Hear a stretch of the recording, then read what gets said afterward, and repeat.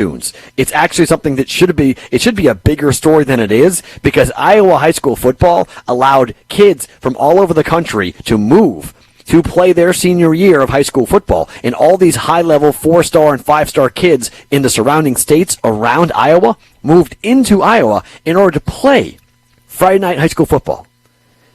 Like, they moved into a state that is having a massive outbreak for COVID-19 because they want to play and no other states are playing. Like, wouldn't you stop and say, the current state I live in is not playing high school football, but that state is?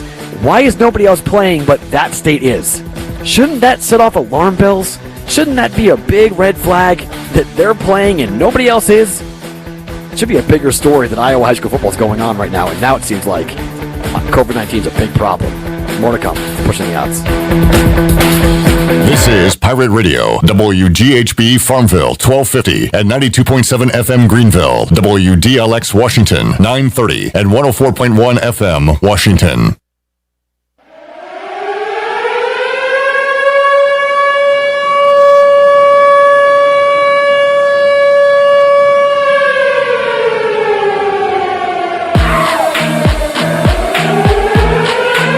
The following is an exclusive presentation of Pirate Radio, the voice of the Pirate Nation.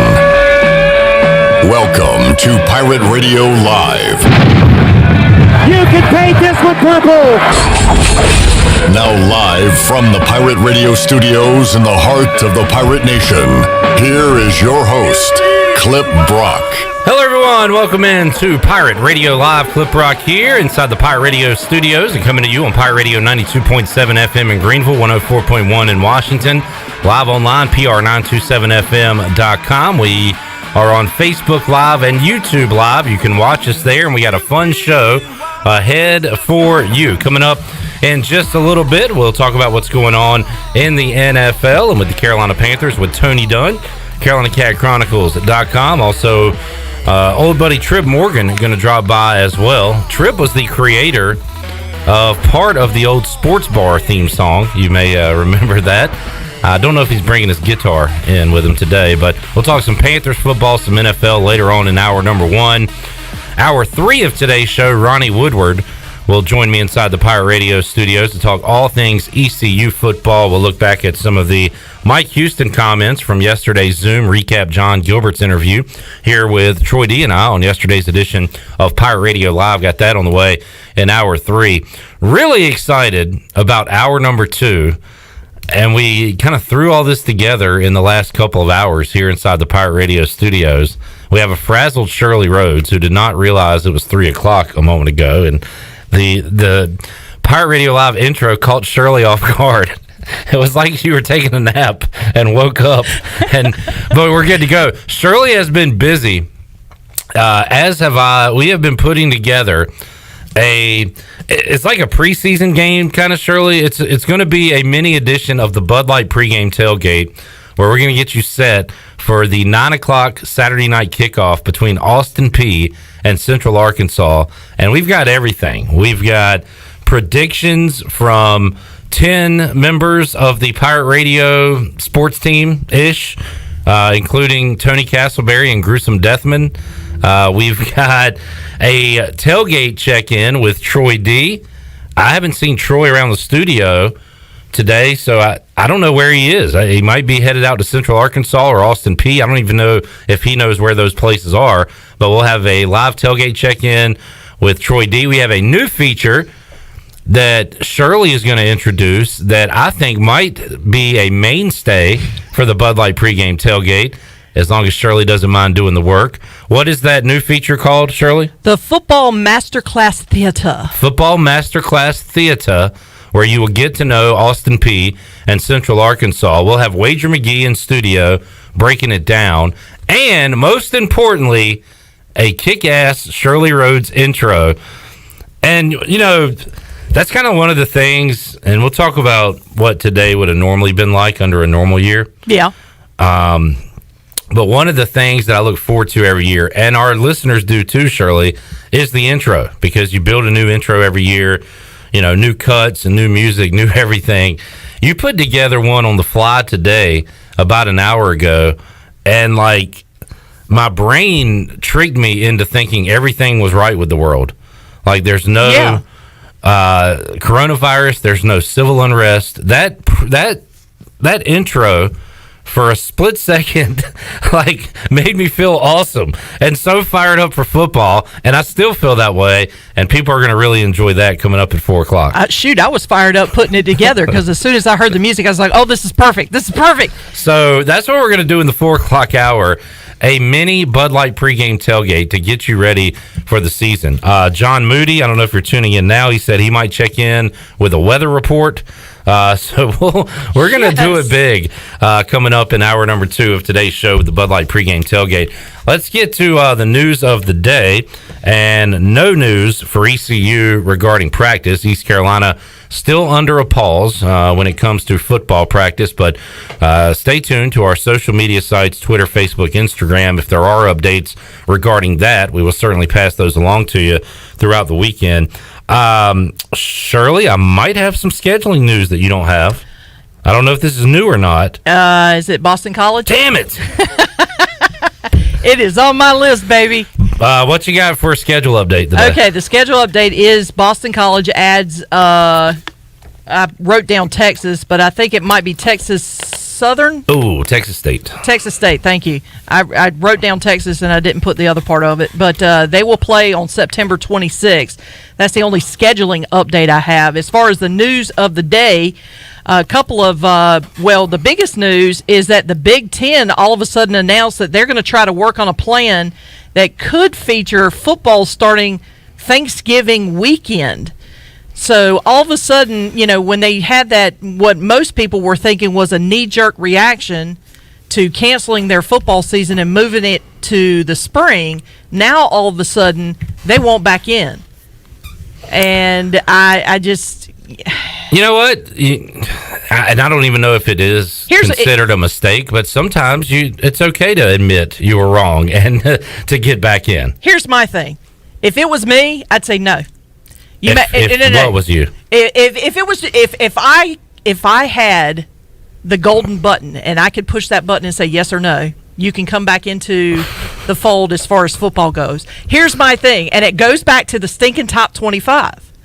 You can't let a team decide to wait until freaking November to decide they want to play football, try to squeeze in 8 or 9 games so they can get their butts back into the top 25 and into contention for the college football playoffs. I just think that's lame. If the rest of us can do it, then start in September. If you say you can't do it in September, then don't do it at all and wait until the spring and fake like you're going to wait until the spring. Say you're not going to do it in the spring and wait till next fall. If they're doing it in November, I mean, it almost feels like there's no NCAA, there's no Power 5, there's no Group of 5. It's all just separate conferences playing football because... Essentially, you've got road conferences now. The season that ECU is planning to play in the fall will be over just about by the time that they get going. So, and I don't think it's fair that these guys get to come in at the last minute. Well, they're not going to be able to participate in whatever kind of postseason there is in the fall if they start in late November.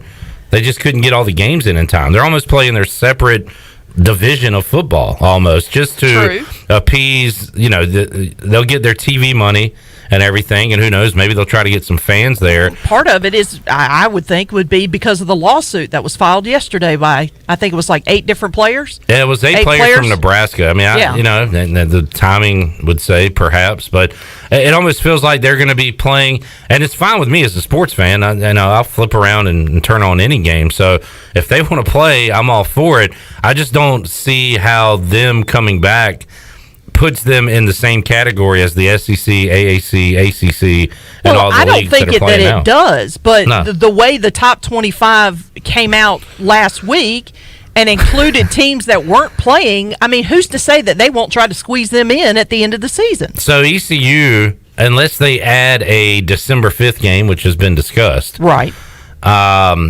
would be playing... If they're coming back around Thanksgiving, that would be ECU's last week of the regular season. Right. And pretty much every other team, I would think. So is the top 25 poll going to be like, East Carolina 8-2, ranked 5th, and Michigan 1-0, ranked 4th. Like, are they going to just jump right back in?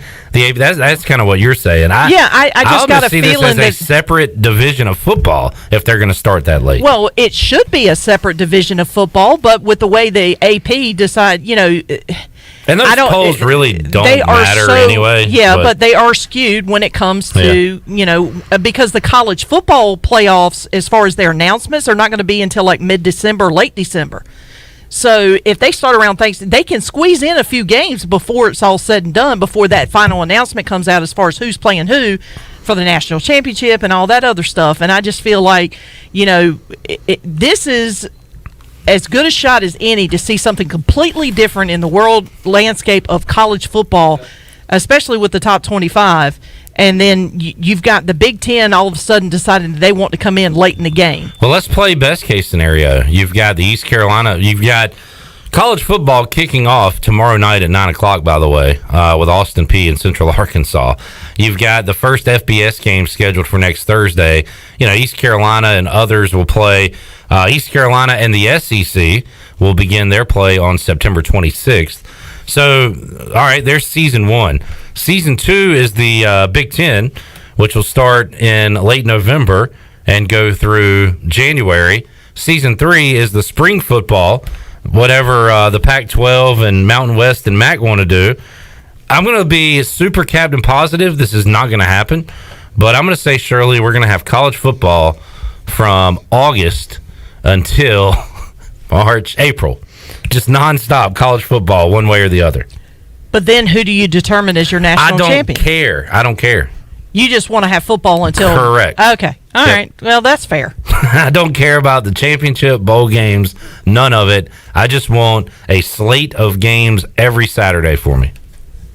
So you'll have college football on the Saturdays, and then when you get into January, you're talking NFL playoffs, you're talking about the Super Bowl. And I'm talking about those dumb spring football ideas that I don't think are going to work. Yeah. But in my perfect world scenario, they are working, and they are playing every Saturday. And then in April, we'll have ECU spring football, and we'll just roll right into the next season. And baseball. Of course. And everything else on top of it. And everything else on top of it. Yeah.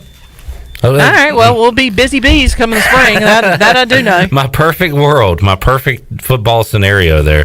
So, so that's the big news of the day. Big Ten, trying to get back in. Yeah. Also, a couple of college football notes. North Carolina at Chapel Hill has announced that they will have no fans in the stands, which that's pretty much expected.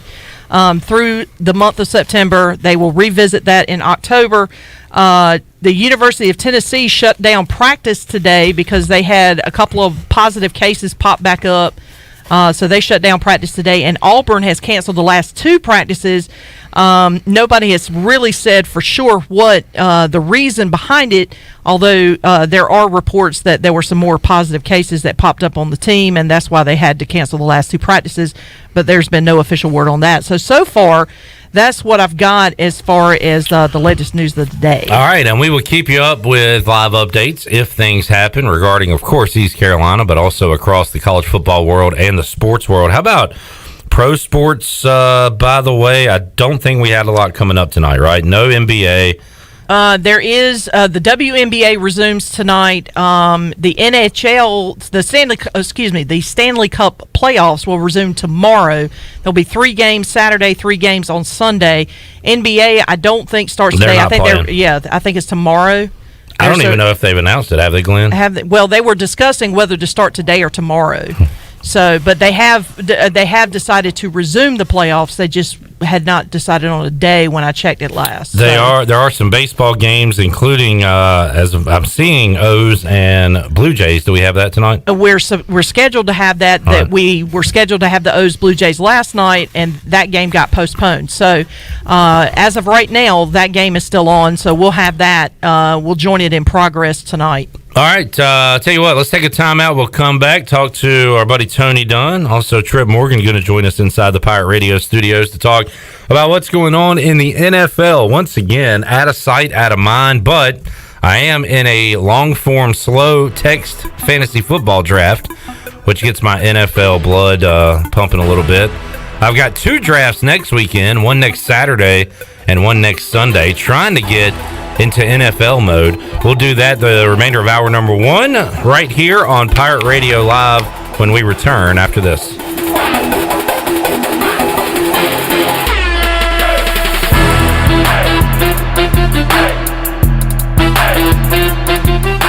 Register for Army ROTC to be a leader and an officer in the U.S. Army, Army Reserve, or Army National Guard. You could also be eligible for a full tuition scholarship. Lead the team that makes a difference.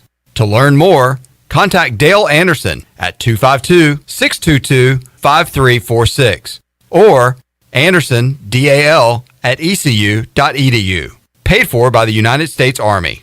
In studio with Gloria from Kinetic Physical Therapy. What kind of wellness services do you guys offer? We have massage therapy with your choice of either a relaxation massage, a therapeutic stretching session, or a prenatal massage. We have foot reflexology. We partner with Pirate Cryo for cryotherapy, also known as cold therapy, and we have health and wellness coaching. And if you're interested in holistic body therapy and saving money, we encourage you to check out our wellness membership plan where you can have all of our wellness services at a constant discounted price. You can learn more today at kptonline.com.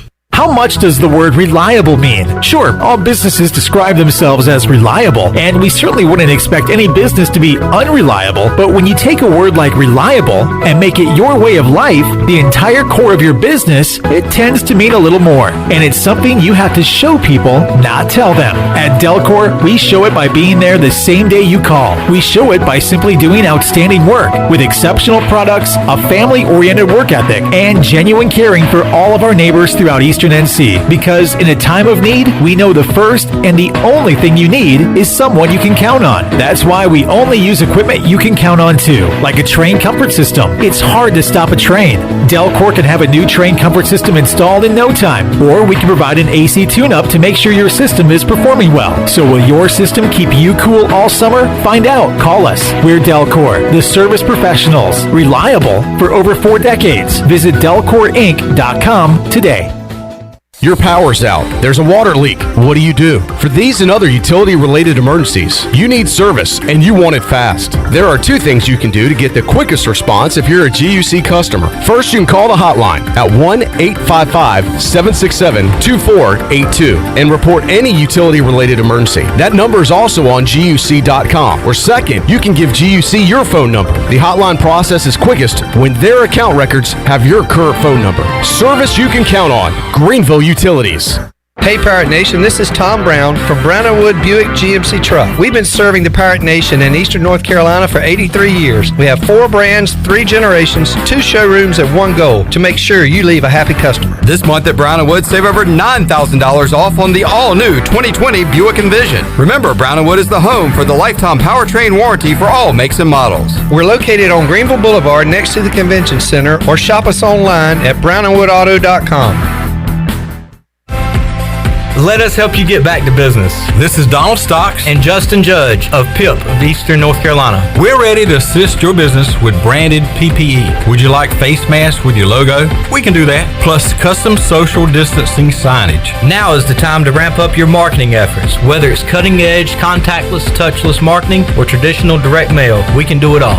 We are PIP of Eastern North Carolina.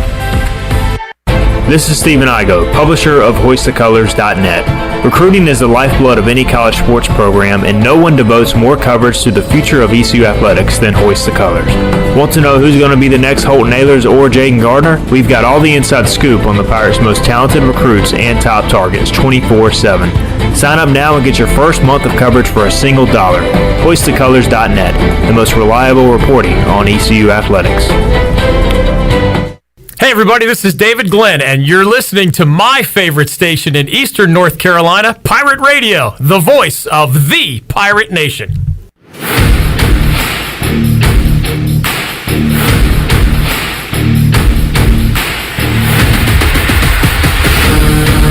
You're listening to Hour 1 of Pirate Radio Live. Now, back to the show. Welcome back to the show. Got damage? Damage from wood rot, fixed. Damage from smoke or fire, fixed. Damage caused by water, fixed. If you've got damage, use a contractor that works for you and not your insurance company. Visit fixednc.com today or call 999-0001. That's 3 9s, 3 zeros, and a 1. Fixed NC, restore, renew, maintain. Now let's head back into Pirate Radio Live. Here is your host, Clip Brock. All right, a fun Friday edition of Pirate Radio Live. We are going Bud Light pregame tailgate for hour number 2 of today's show. It's going to be a lot of fun as we get you ready for Austin Peay and Central Arkansas, the first college football game coming up Saturday night, 9 o'clock on ESPN.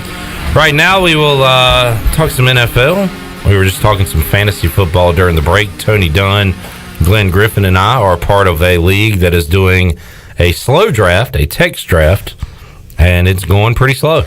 Let's pop some Bud Lights and talk Austin Peay and Central Arkansas. Yes, sir. You want to go and start it now? Well, we'll dip our toe in it for a second. Tony, you're not a huge college football guy. No, but you're a sports fan, right? I watch the Pirates. Yeah. I'll watch the Bulldogs. You have a Georgia tie. Yeah, and I watch big games and things like that. But it's hard for me to be aware of everything that's going on in college football except for the top headlines, because there's just so much that we to follow. On that note, Saturday night, when you're home in your chair, will you watch Austin Peay versus Central Arkansas? I will pee. Yes, sir. We will pee together. That's right. These two teams, one was ranked 11th in the polls going this year. I think it was Central Arkansas, and then Austin Peay is 13th. Yeah, they played last year. It's a good matchup, they say. Shirley's got some great info coming up later, as does Wager McGhee. We won't spoil it. Don't worry. So I won't spoil it. Yeah, hour 2, we're going to really dive into the Governors and Bears. But right now, we'll talk a little NFL, which again is so far on the back burner. There's just not a lot of NFL stuff out there. How is that the case when it's so close? Right? Isn't that it's so strange? You've got all the other sports happening where in normal life that would not be occurring. It does distract, because right now we would be getting so geared up. At this point in a normal year, we would have been watching college football kickoff, right? And just a week or two later, the NFL. All right, I meant to do that in segment 1, Shirley. So I would be super hungover today. Okay. Coming off the Pirate Radio football kickoff that party. would have been yesterday. Tony would have been hungover as well. Yeah, I would probably, and maybe had a shiner from fighting with Redbeard. Yeah, perhaps.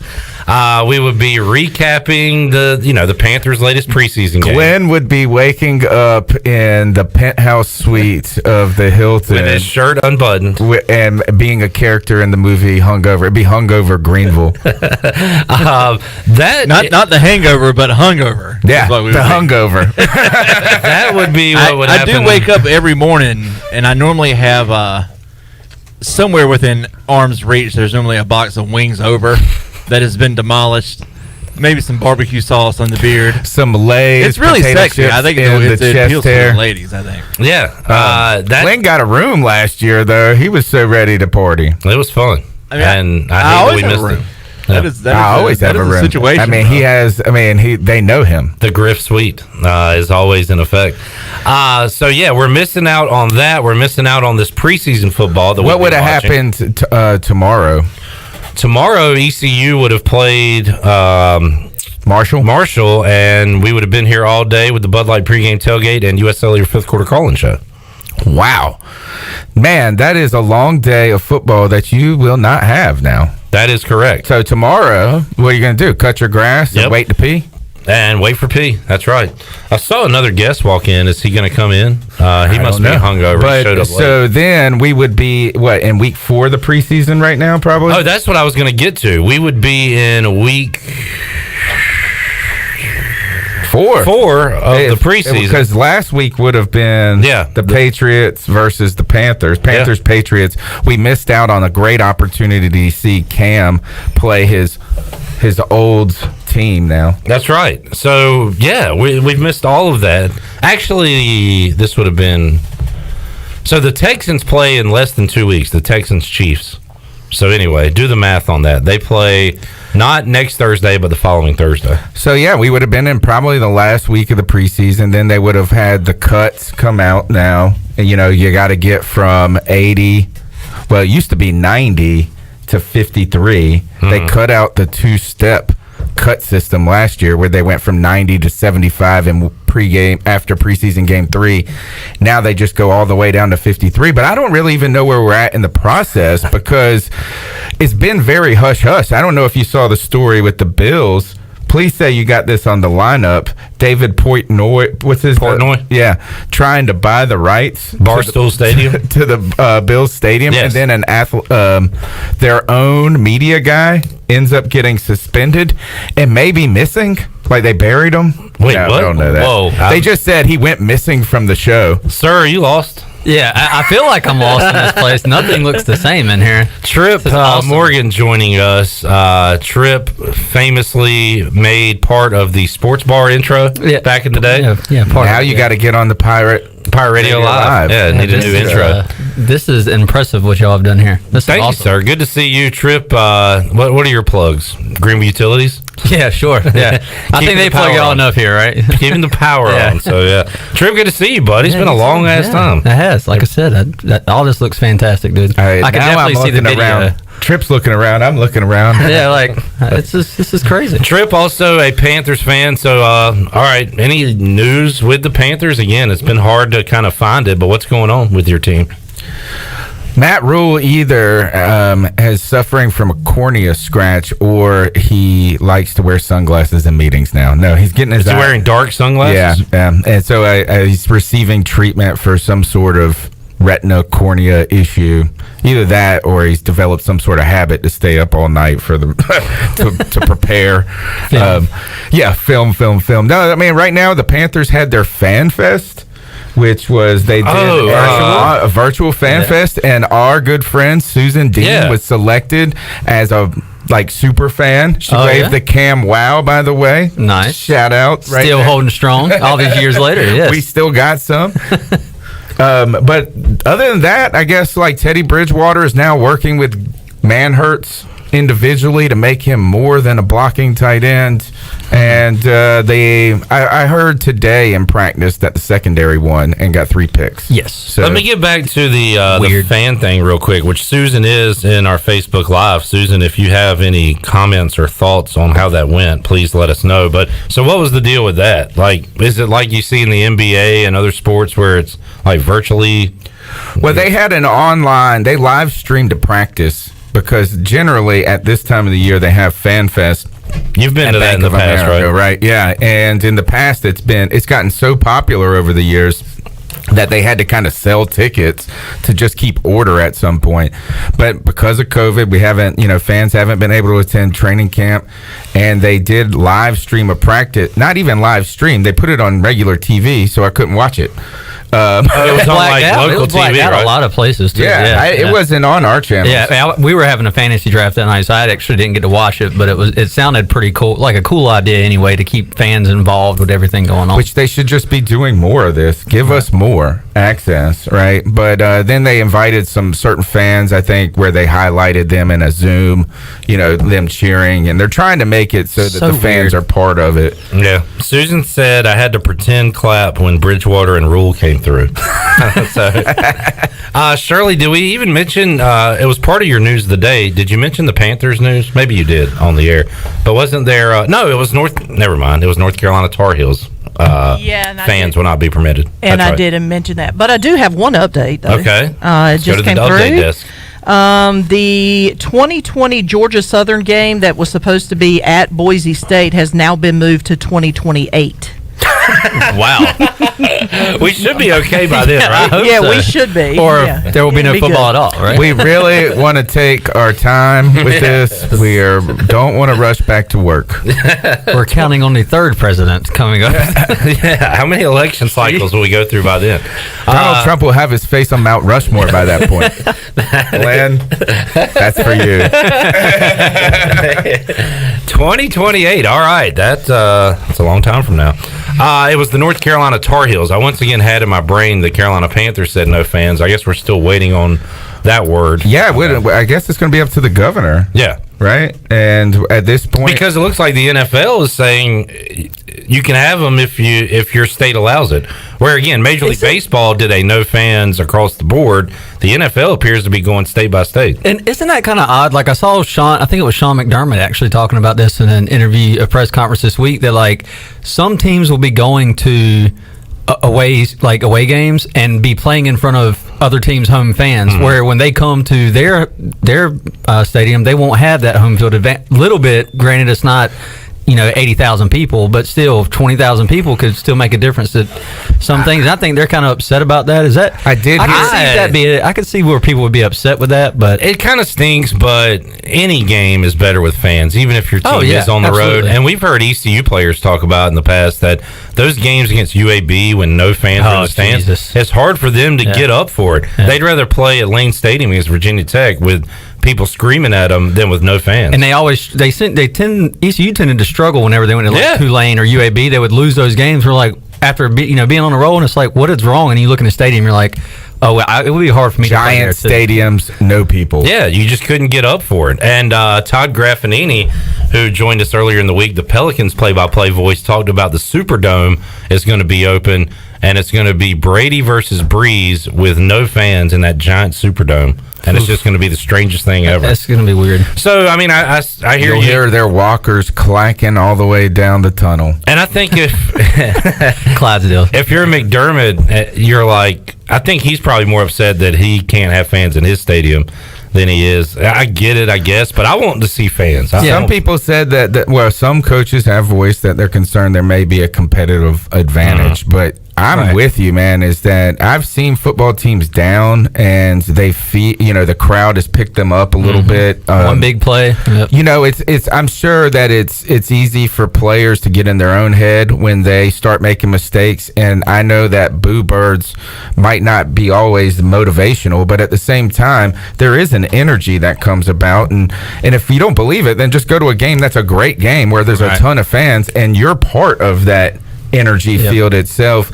Now with the football, I don't know, it's strange how they're going to piecemeal it together. You would think in many ways that they would just have some sort of blanket policy, but they want people in the stadium. Yeah. We're trying every step closer back to normalcy, I think, is what people are striving for. And I tell you this, is that if the Panthers were better this year, I'd go to a game. It's not out of fear. It's not out of fear of being at about spending money for the product. And it being kind of weird because you got to mask up the whole time or whatever it would be.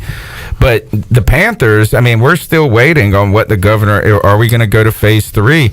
And it's very strange that that we haven't heard an announcement of how sporting events are going to be handled. Right. And we're this close. Yeah. The phase 2 runs till September 11th was the announcement. Which is convenient. And you would think and the NFL kicks on the 12th. Yeah, right. Exactly. No, the 13th. Oh, really? Yeah, 2 days later.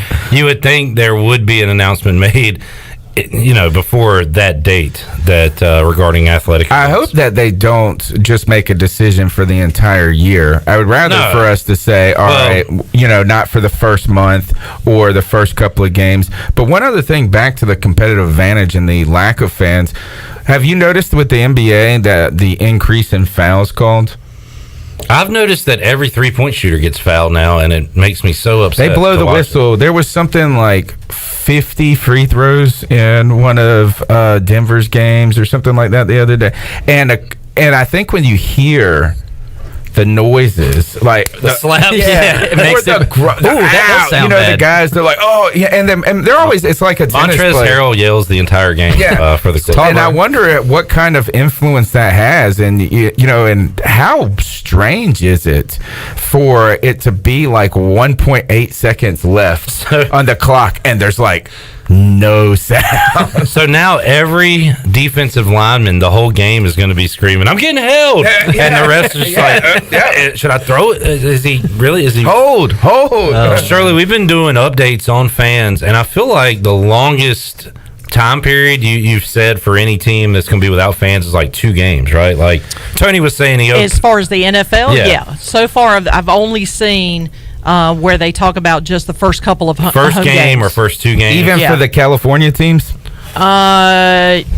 Yeah, because they're just go. I guess they're going to go by like a week by week basis, because the 49ers did announce they were not going to have fans, but they only said for week 1. They didn't go any further than that. Is this 100% like entirely unprecedented? I would like to go back and look. I mean, I guess like during World War II, I mean, there still would have been fans. I mean, well, there's a photo of the 1918s. Oh, the Spanish influenza. And there's a picture of people at a football game all wearing masks. Up. Yeah. So now that might have been photoshopped yesterday, but no. I mean, there was a giant pandemic in the 1918. So.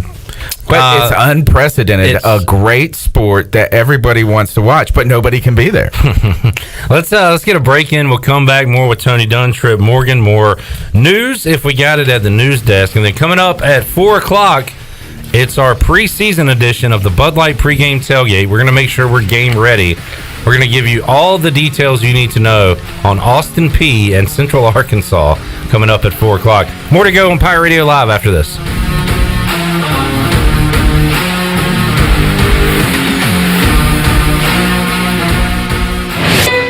Let's turn a trip to the branch into a tap on your phone. Let's hit pause on a lost debit card without hitting pause on life. That's how First National Bank is redefining convenience, with a top-rated mobile app that puts more security and control at your fingertips, and friendly people to help you succeed right by your side. Let's get started at fnb-online.com or your local First National Bank. FNB member FDIC. Back to school is here, and the Auto Store Group is committed to helping our customers drive the best quality pre-owned vehicles and is committed to caring about our kids and our community. This is Bryce Williams from the Auto Store Group, and right now during our Backpack to School event, every time we sell a vehicle, we'll be making a $50 donation to any local school that the customer chooses. The Auto Store Group, 3 locations, over 150 vehicles online at theautostoregroup.com, and most importantly, proud members of the Eastern North Carolina community for over 38 years. My whole business just went up in flames, but my agent was there before the fire was out. We started a plan. I've got 25 employees who could be out of a job if we didn't get this place running again.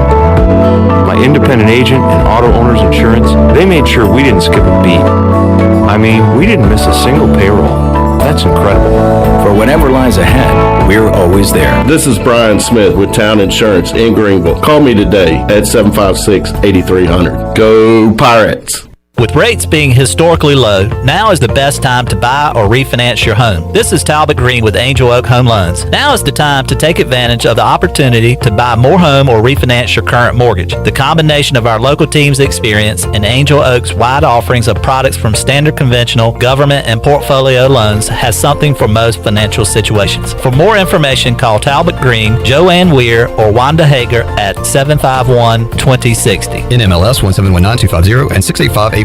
Equal housing lender. Let me tell you a thing or two about the people who don't compromise. For starters, they love a nice, cold Pepsi Zero Sugar. Why? Because it's delicious, it's refreshing, and it has zero sugar. How's that for not compromising? They're the sort of person that likes surf with their turf. Because who decided beef shouldn't have a buddy? And a drink with their feast? Yeah, they have a Pepsi Zero Sugar. The person who doesn't compromise loves a good golden doodle. All the golden retriever goodness with just a hint of doodle. No compromises there. Oh, and when they're bringing said golden doodle for a walk, they bring a Pepsi Zero Sugar. They're the kind of person jorts were made for. 50% jeans, 50% shorts, 100% the most comfortable thing that's ever graced your wardrobe. Not compromising never looked so good. So crack open a Pepsi Zero Sugar and taste what it's like to have it all. Pepsi Zero Sugar. Zero sugar done right. That's what I like. Hi, I'm Annalie Newhoff. And I'm Rob Campbell. And we are with CopyPro. We have been locally owned and operated here in Eastern North Carolina for almost 50 years. CopyPro is the leader in office technology. Does your business struggle with keeping printing costs low or producing professional documents? Here at CopyPro, total customer satisfaction is our #1 priority. We have a variety of solutions to help reduce your printing expenses and make your business more productive. Call us today at 1-800-682-6558 or online at copypro.net. CopyPro, we are the professional office systems people. In studio today with Messi, also known as Isaac Callis to his friends and family. Why F3? I come to F3 because it's really fun, it's really challenging, and I get to be challenged and pressured in a good way by me being the only 2.0 kid here, going against the grown-ups, seeing what I can do, and I just come to have fun. One letter, one number, F3. Learn more today at f3enc.com. This is assistant football coach Drew Dudzik, and you're listening to Pirate Radio, the voice of the Pirate Nation.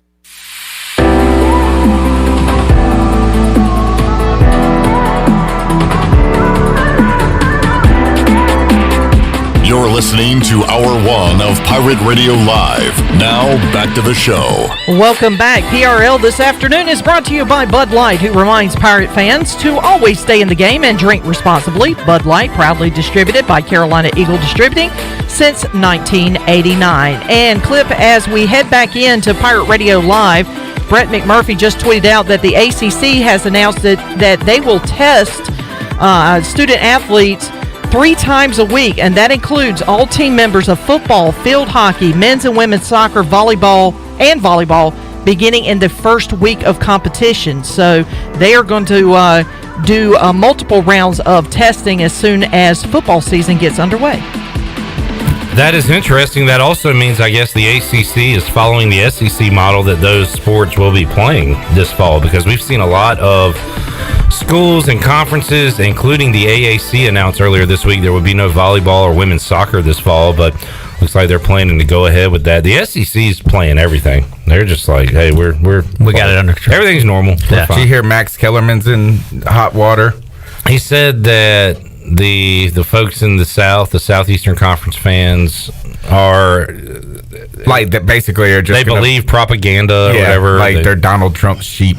They don't think for themselves or something. Yeah, I did hear that. Hey, poor Max. Max always getting in trouble now. I used to like. I loved him when he was back in the day. Round the horn. Yes, yeah, that was like the best. Yeah, I loved him when he was on Dirty Dancing too. Wait, what is this a reference to? Oh, I'm sorry. Wasn't it at Kellerman's that they stayed? And I'll just throw that out reference. there. I don't know. Kellerman's. Come on. Sorry. Come on. Get Wrong with audience. it. Wrong audience. Somebody out there really enjoyed that, Shirley. I know they did. Sorry, it was a reach, but I figured I'd go for it. No, that's what this show's all about. Just whatever's on your mind, say it immediately. All right, let's talk about cookies. Cookies. You bringing? No, I didn't. I was running late. Remember the Summer Travel. Last year, I got so sick of the Curtis Samuel talk that he was going to be the greatest receiver since Randy Moss. I am there. You were correct. This year, I am buying more into the. I don't even know if it's hype. I'm just looking at fantasy rankings. DJ Moore, who called was it Kyle Allen that just threw him the ball every play? Yeah, pretty much. Yep. Him and CMC. So he's gone now. But you've got DJ Moore ranked ahead of guys like Juju Smith-Schuster, Adam Thielen, Odell Beckham Jr., Amari Cooper. Pretty big names. And DJ Moore is going into a year with a new quarterback, although a capable quarterback with Teddy Bridgewater. But I don't want to say hype, but he's ranked pretty high, guys. I mean, what do you think about DJ Moore this year? He's being pretty hyped. Too hyped? I think so. Just a little high. Like you said, above guys like Juju. I just had an opportunity to take DJ or Juju in a fantasy draft this week. I took Juju because Juju's had a big season. He's getting his quarterback back. That's the Ben's key. back, right?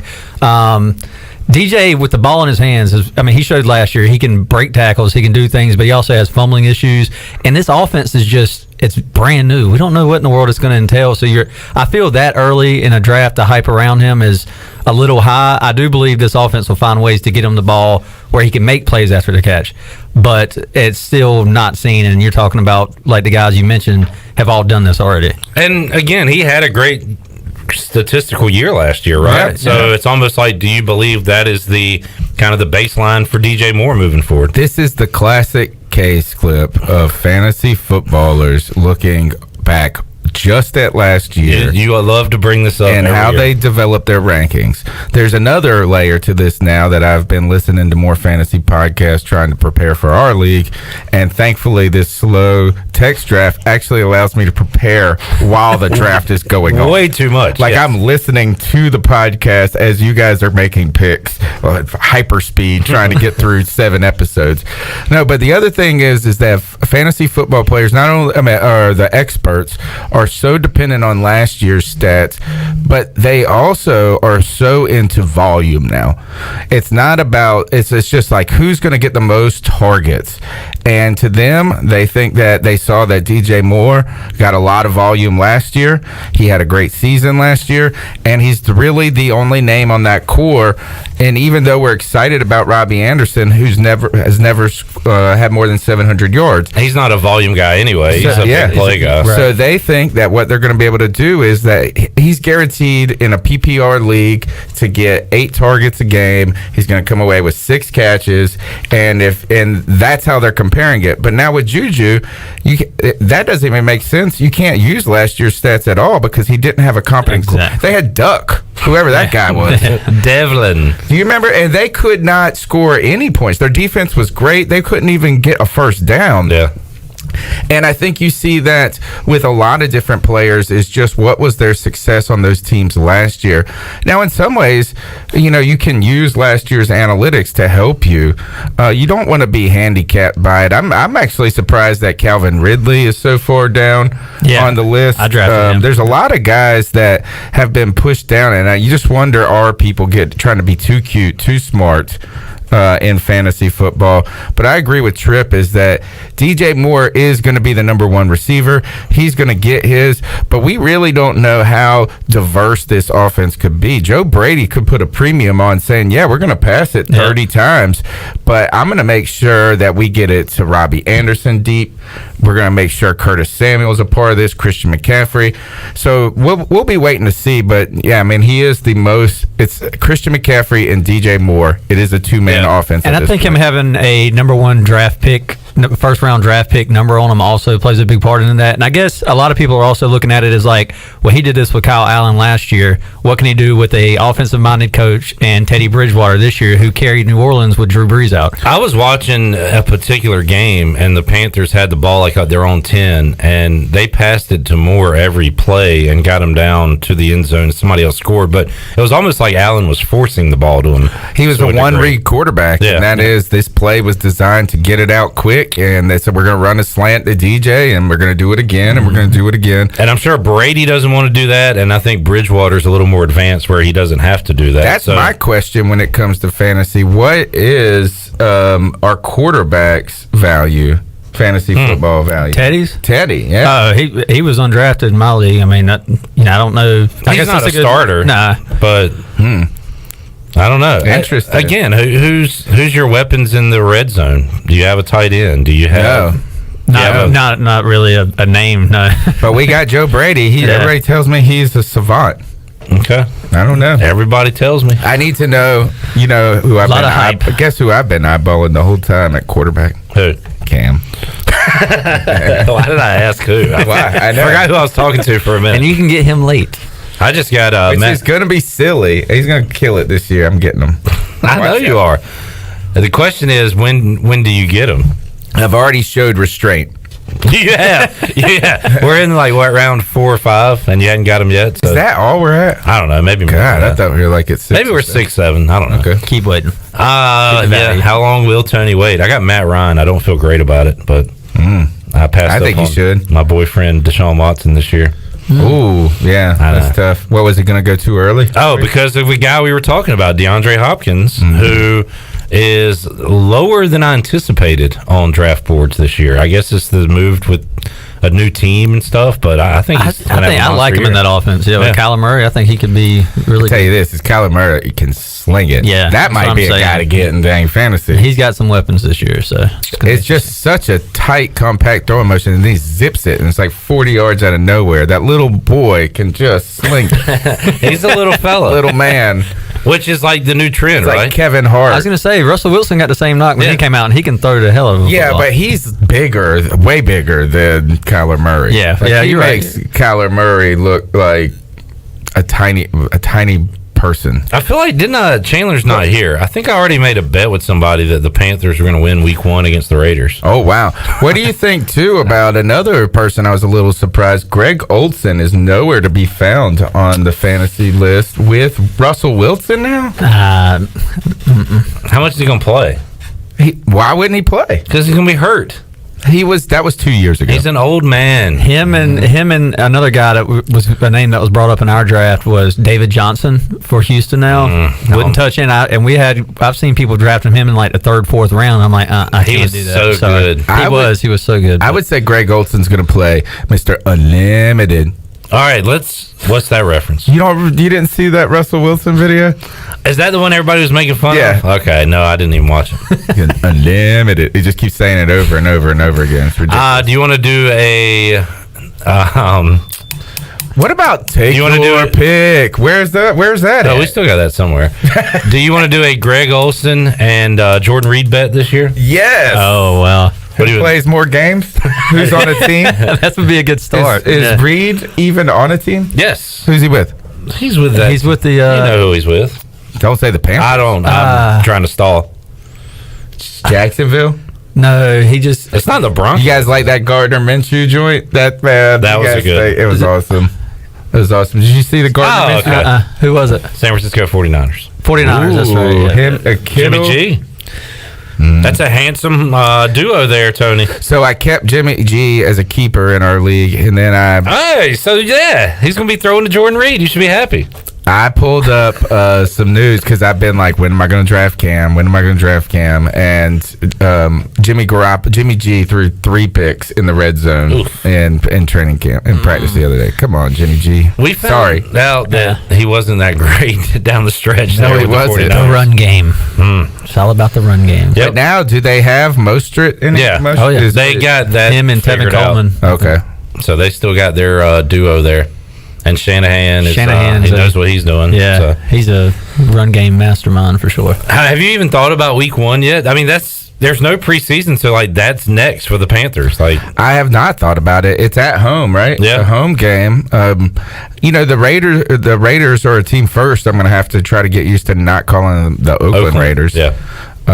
We already went through this with the LA Raiders to the Oakland Raiders to now to this to the. They went from Oakland to LA, back to Oakland, now to Vegas. Now they're the LV Raiders. LV Raiders. LV. I heard that stadium is just ridiculously awesome.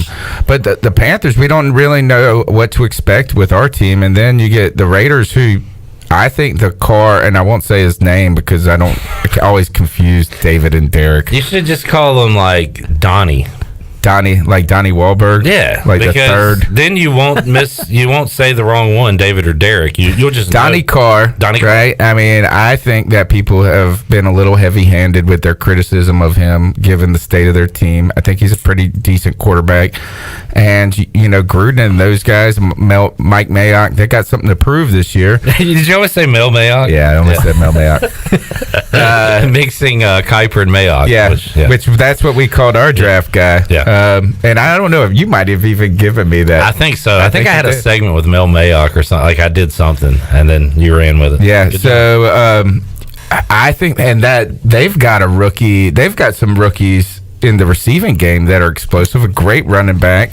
Did they get Ruggs? Yeah, they got Ruggs. And they got that Brian Edwards in the 2nd or 3rd, and he's been slaying it in training camp. So we got Josh Jacobs. Yeah. Waller tight end. Yep. Waller's solid. I still think they're going to stink. Okay. I hope so. I hope so. They could still beat the Panthers, but that's not saying a whole lot. I have said this, that if the Panthers don't win Week 1, there's an opportunity they go winless. Yeah, this is a game that's true. Should have a chance to win. It's not an easy schedule for them this year. Not at all. I think they're a slight underdog last time I looked to the Raiders, and if you look at their schedule, they're going to be dogs in just about every game, right? I mean, all the division games. I can't imagine. I think I saw at one point. I think it was a pick'em this Week 1, and then every other game, the other team was favored. Who do you think wins the South trip? I still think New Orleans has it, personally. Tony? I don't know. I think maybe. I mean, I want to say, I'm not going to get excited about Tampa. I always get not excited, but how many times always have we hyped up. fallen Yeah, it's for always Tampa? trap. They make one big move, and I wouldn't be surprised if the Falcons are good this year, man. yeah, that would surprise. Yeah, still, I think the Saints are going to fall off. outside of Carolina. I think the Saints regress this year. Mm. Their defense was. Is there any talk of this being it for Breeze? Graffinini, he's a Saints guy down there in Louisiana, mentioned that he was like, no fans. This could be Breeze's. This might be his last year. Is that talk Have out you there? seen pictures of him lately? No. He looks like Bruce Willis, and Bruce Willis looks old now. Not Die Hard Bruce Willis, just like no, the fifth Die Hard Bruce Willis. What year Die Hard?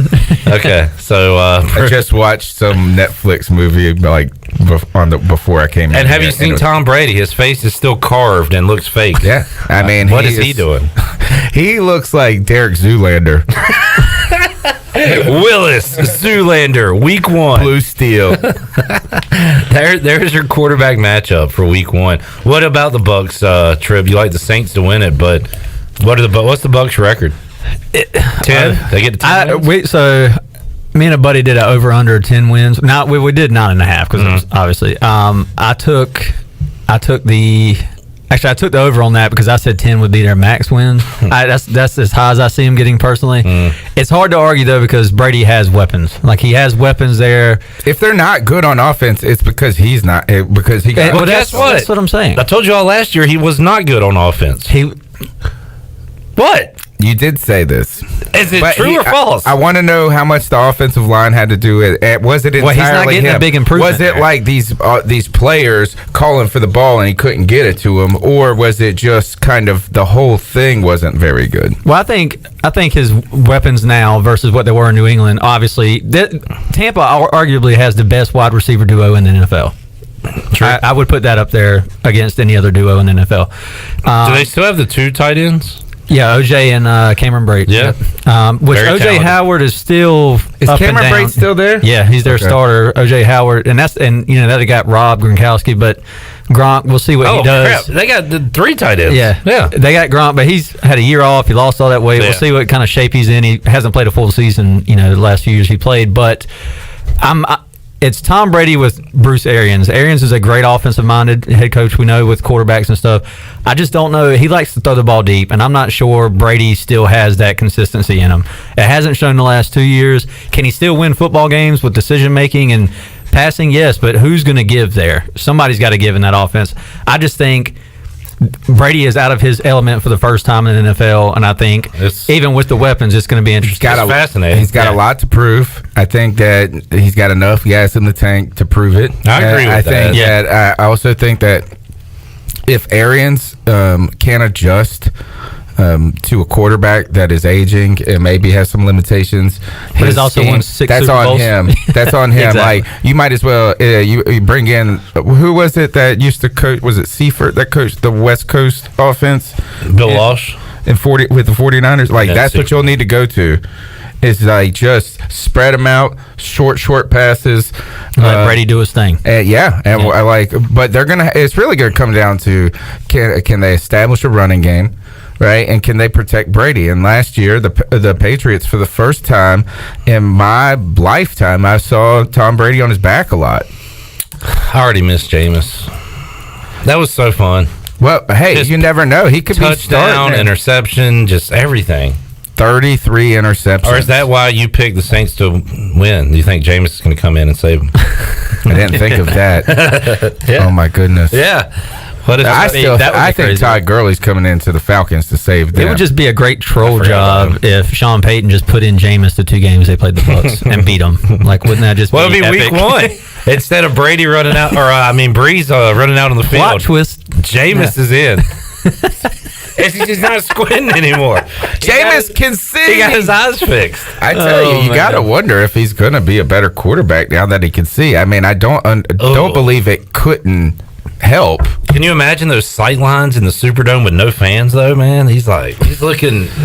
Is his depth perception off at this point? You can't start him week one. All right, can't start him. I usually aimed at the guy behind the receiver.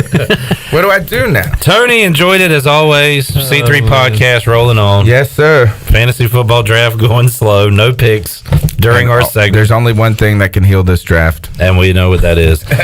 Trip, good to see you, buddy. Drafting Cam Newton. Yeah, it's good to see y'all too. Stop by anytime, man. Yeah, absolutely. Good to see you. Definitely will. Appreciate it. Fridays. Yeah, Fridays at 3 is always Clip's good. Here all the time. I am. I live here with my work wife Shirley, who we got a big hour 2 cooked up for you. We're going Bud Light pregame tailgate for tomorrow night's college football game. That's on the way after this. Let's go, Peay.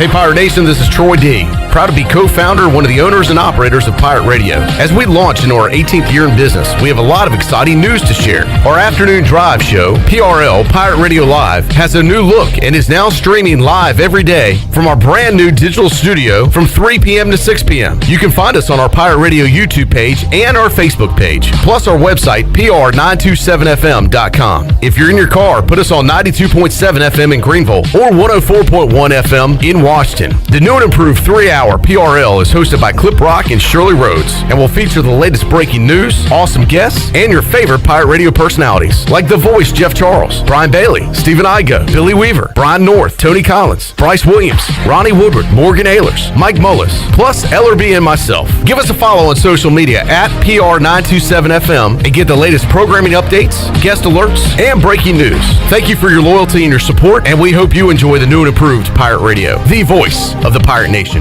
Hey, Pitt County Schools families, the month of August is here and school will certainly be different this year. If you are starting school 100% virtually or are attending school face-to-face on alternating weeks, we are looking forward to resuming the purpose of our system, and that's the education of the children in Pitt County in an excellent and a safe manner. For videos with our leaders, FAQs, and so much more information to answer your questions, visit our Road to Reopening page on our website at pittschools.org or keep up with us on Facebook, Instagram, and Twitter. Remember, we'll face this upcoming school year together because we are Pitt County Schools strong. If you are push mowing your yard using an inefficient lawn tractor or your current zero-turn spends more time in the shop than mowing your grass, it's time you look at a Hustler zero-turn lawnmower. Residential mowers from Hustler are built like tanks and drive like sports cars. All Hustler mowers have fabricated, welded steel decks. Don't settle on cheap units with flimsy stamped decks from big box stores.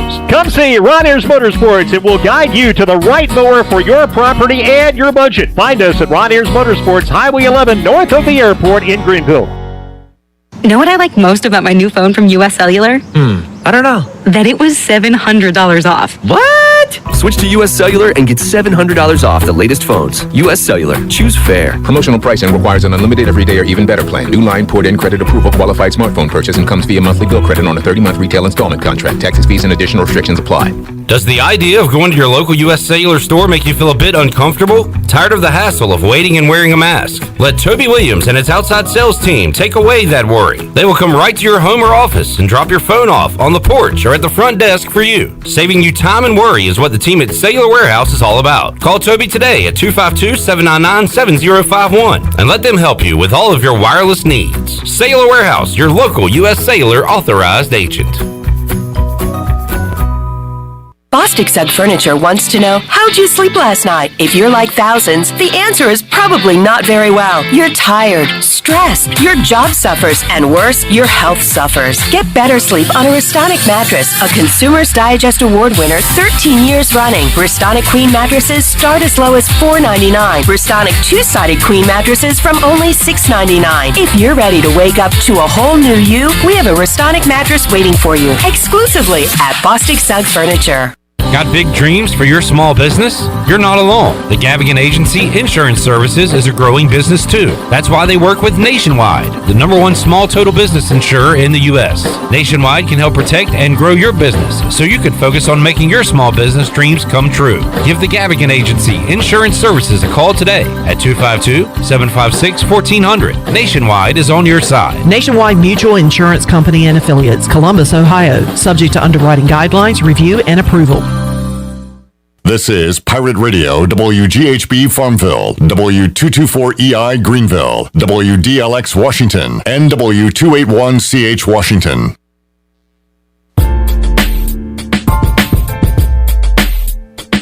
You're listening to Hour 2 of Pirate Radio Live. Now, back to the show. Welcome back. Brown & Wood is your home of the best selection of GMC, Cadillac, Buick, and Mazda in Eastern North Carolina for over 83 years. You can shop your entire inventory online at brownandwoodauto.com or visit them on Greenville Boulevard. And as we head back into Pirate Radio Live, Clip, I have a TV scheduling update for you, as Army has announced that two of their games, the game against BYU on September 19th and the game against Air Force on November, I think it's the 7th, will both be televised on CBS.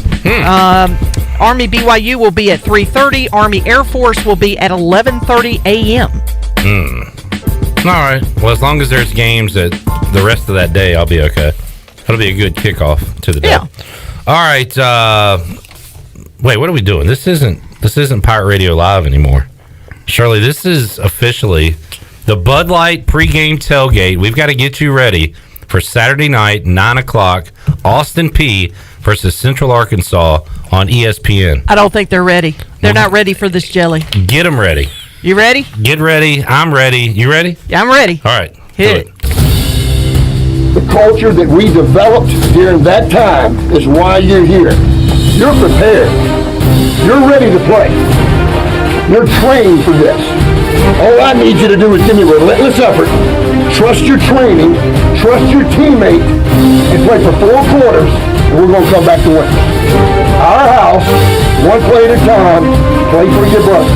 I love every one of you. Let's get ready to go. Let's go. You got it, one. I got 9 times up, 2, 1, 2. 9 times.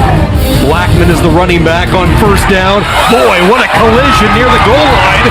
Second and third effort, touchdown. Kept the legs churning. Blackman and the Bears fight back.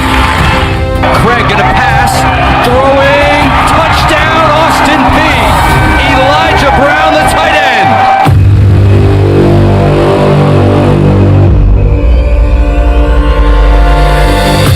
Get ready. It's time to talk football on the Bud Light pregame tailgate. The Pirate Radio sports teams will get you ready with a game-winning strategy, live reports from the stadium, a breakdown of all the X's and O's, and all the scores and previews of other games around the country. Let's get ready. It's time for football on the voice of the Pirate Nation. Now live from the Pirate Radio studios, the Bud Light pregame tailgate is on the air.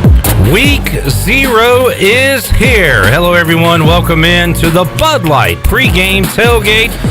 Coming up for the next 27 hours, it's wall-to-wall coverage of Austin Peay and Central Arkansas. Hello, everyone. Clip Rock here in the Pirate Radio studios. Coming up on today's edition of the Bud Light pregame tailgate, we will talk to everybody who's anybody that has something to say about Austin Peay and Central Arkansas. That includes Brian Bailey from WNCT Channel 9, Brian North, WCTI 12. We've got other TV sports anchors, Zach Maskovich, Tyler Feldman, Nolan Knight, Brett Kennedy, Ariel Epstein, live in New York City.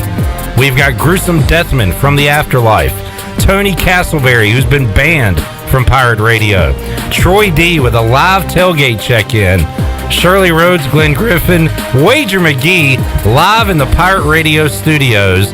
A big edition of the Bud Light pregame tailgate, and I'm so glad football is here. Wager, welcome. I'm honored. I mean, how pumped are you right now? I can't wait. The wait is over. We're going to go right up to kickoff here. We're going to be here.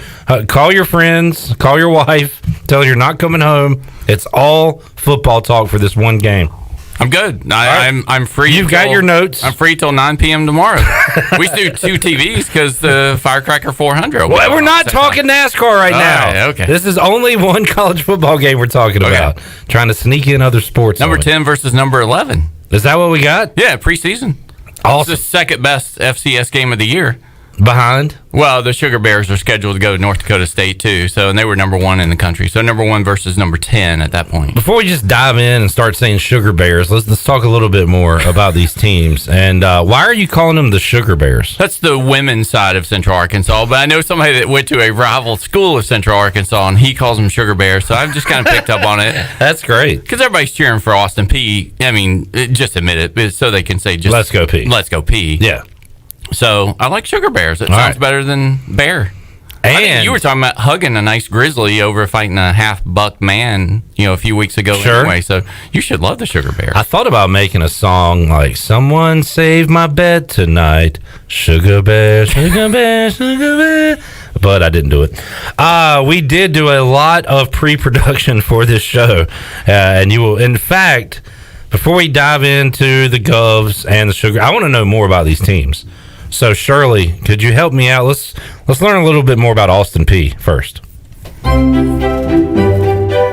And welcome into Football Masterclass Theater. Just because I like to say the word theater. Today we're going to learn about Austin Peay University. Austin Peay football was one of the 3 original sports offered by Austin Peay State University beginning in 1930 in Clarksville, Tennessee. After playing in various leagues prior to World War II, the Governors were members of the Volunteer State Athletic Conference from 1947 to 1962. Austin Peay has played 2 stints in the Ohio Valley Conference, the first from 1963 to 1996, and then again from 2007 to today. From 1996 to 2006, Austin Peay played non-scholarship football both as an independent and as a member of the Pioneer Football League. Last year, the Governors went 11-4 overall and 7-1 in the Ohio Valley Conference. They finished the season as champions and bowed out of the NCAA National Quarterfinals after losing to Montana State. They finished as at number 8 final ranking for the season. Most notable NFL players include Michael Swift, who played for the Panthers in 1999 and for the Jaguars in 2000, and Jeff Gooch, who played for the Lions in 2002. That's a quick football masterclass theater lesson for Austin Peay. Well done, Shirley. And I got to go ahead and just say it. I'm all in on Austin Peay after learning. I mean, I got to support the Gooch. Jeff Gooch. What a name. How could you not support Jeff Gooch's team? That was well done. We'll hear about Central Arkansas later, but right now I'm all in on Peay. Let's focus on them first, Wager. We'll get to predictions later. But Austin Peay, very impressive. Nice run to the quarterfinals there.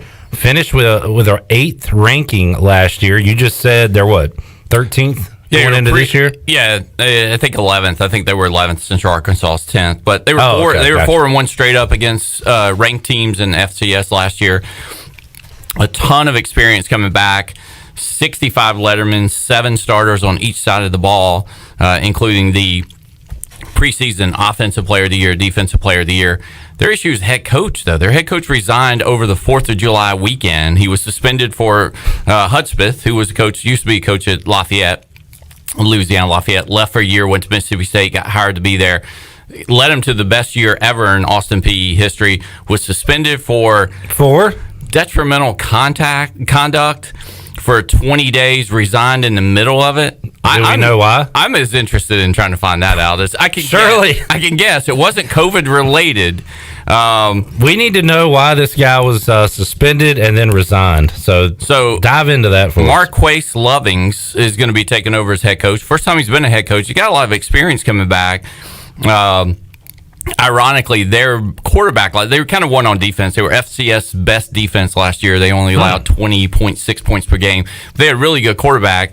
He took over for the starting quarterback, Jeremiah Oatsvall. I hope I'm saying... None of these names are real. Mr. and Miss Oatsvall. I apologize if I'm not saying it correctly. Oatsvall got injured in the second game of the year last year, which was the game against the Sugar Bears. And then... Oh, they met last year? They met last year, yeah. Sugar Bears won 24-16. So you have revenge on your... You have Revenge Peay. A revenge coming game. in, and you know that's a tough situation there. They've been talking about this one since that date last year. Yeah. So your head coach has only been gone for a month. They start back activities, and your head coach gets, put on leave, and then he resigns to be with his family a little bit more. Oh, spending time with the family. Yeah, spending time with the wife and family. So Jerry Falwell did that recently. Yeah. So you can we can guess, but I really want to find out more about Mark Hudspeth's leaving. But it's an experienced team, but on the other side, just as experienced. If we want to talk about the Central Arkansas a little bit. Okay. Yeah. I don't want you to tip your hand on which way you're going. Because I already know which way you're going. I don't like it, and I'm going to end up tailing you. But right now, I'm all in on Austin Peay. But before I go to the window and place my giant bet that I'm going to lay, Shirley, can we learn a little bit more about Central Arkansas? Sure. Let's hear that real quick. And when we come back, I have some information about the resignation. Oh, let's do that now then. Oh, okay. Yeah, well, before we tie a bow on Austin Peay, what's up? Okay. Okay, so this is an article that was written back in July, but according to Austin Peay AD Gerald Harrison, Hudspeth had been suspended by the school prior to the coach's resignation, as we discussed, and the suspension was scheduled to run from June 17th to July 10th, and the coach did not receive any compensation from the school. Austin Peay had to halt all athletic activities during that time, right before that, due to a COVID-19 outbreak on campus. Turmoil. Right. Harrison noted Hudspeth's status at Austin Peay had nothing to do with the COVID-19 outbreak, but instead had to do with two clauses in the coach's contract that had been violated. Now, according to the two clauses, the first one says, if the athletic director determines in his reasonable discretion that Coach Hudspeth has willfully engaged in conduct that is clearly contrary to the character and responsibilities of a person occupying the position of head coach, yada, yada, yada, yada, yada. Yeah. And then the second one is egregious personal conduct that is reasonably determined to negatively, adversely, and materially affect the reputation or the operation of the program. But that's pretty much it. I guess he's not giving out any information, but I some don't of my know tweets would get me fired at Pirate Radio if we had those clauses in our contract. Maybe he's he came out and said that right after Hudspeth said, I'm really, it's a tough decision. I'm resigned to be with my wife and family more. I think the coach then, or the AD came out with that to say, hold on a second, here you go. So are they arguing about money? There may be. It may be a money issue, or it may be that the AD didn't. I feel maybe there's maybe a disagreement as to how the program was to proceed after the COVID outbreak. I feel like any AD could look at what you were just talking about. If they wanted to fire a guy, they could come up with just about anything. If those are the clauses, they're very generic. Yeah. Where I don't like what you just did, you're fired. Yeah. I think there was 11 players that tested positive right when they came back, and then that started. So it paused all operations, and that's going on, everywhere. It's going on with ECU and a lot of other teams. And then at the same time that happened. So again, bottom line, new head coach coming in that this will be the first game he's ever coached. So I'm starting to get nervous now about Austin Peay. So they had a really hectic offseason, it sounds like, leading up to this game. Shirley, before I place that bet on Austin Peay, let's hear about Central Arkansas.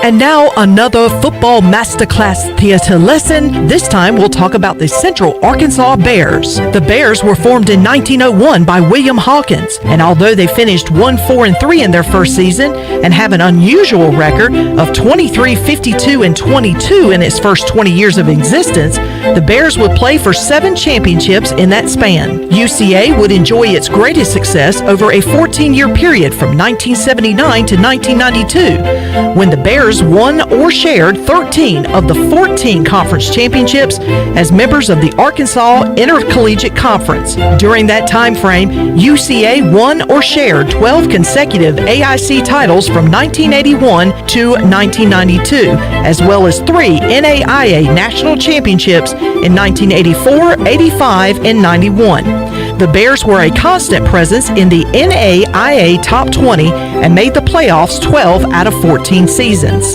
Central Arkansas is located in Conway, Arkansas, and has an enrollment of almost 12,000 students. Last year, the Bears went 9-3 overall and lost in the second round to Illinois State. Notable Central Arkansas alum that played in the NFL include Traymon Smith, who played for the Chiefs in 2014, and Willie Davis, who also played for Kansas City in 1986. This has been a quick lesson from your football masterclass theater. Well done, Shirley. A lot to digest there. Namely, is it called three-way lines in soccer where you can bet on teams or you can bet on the draw? Yep.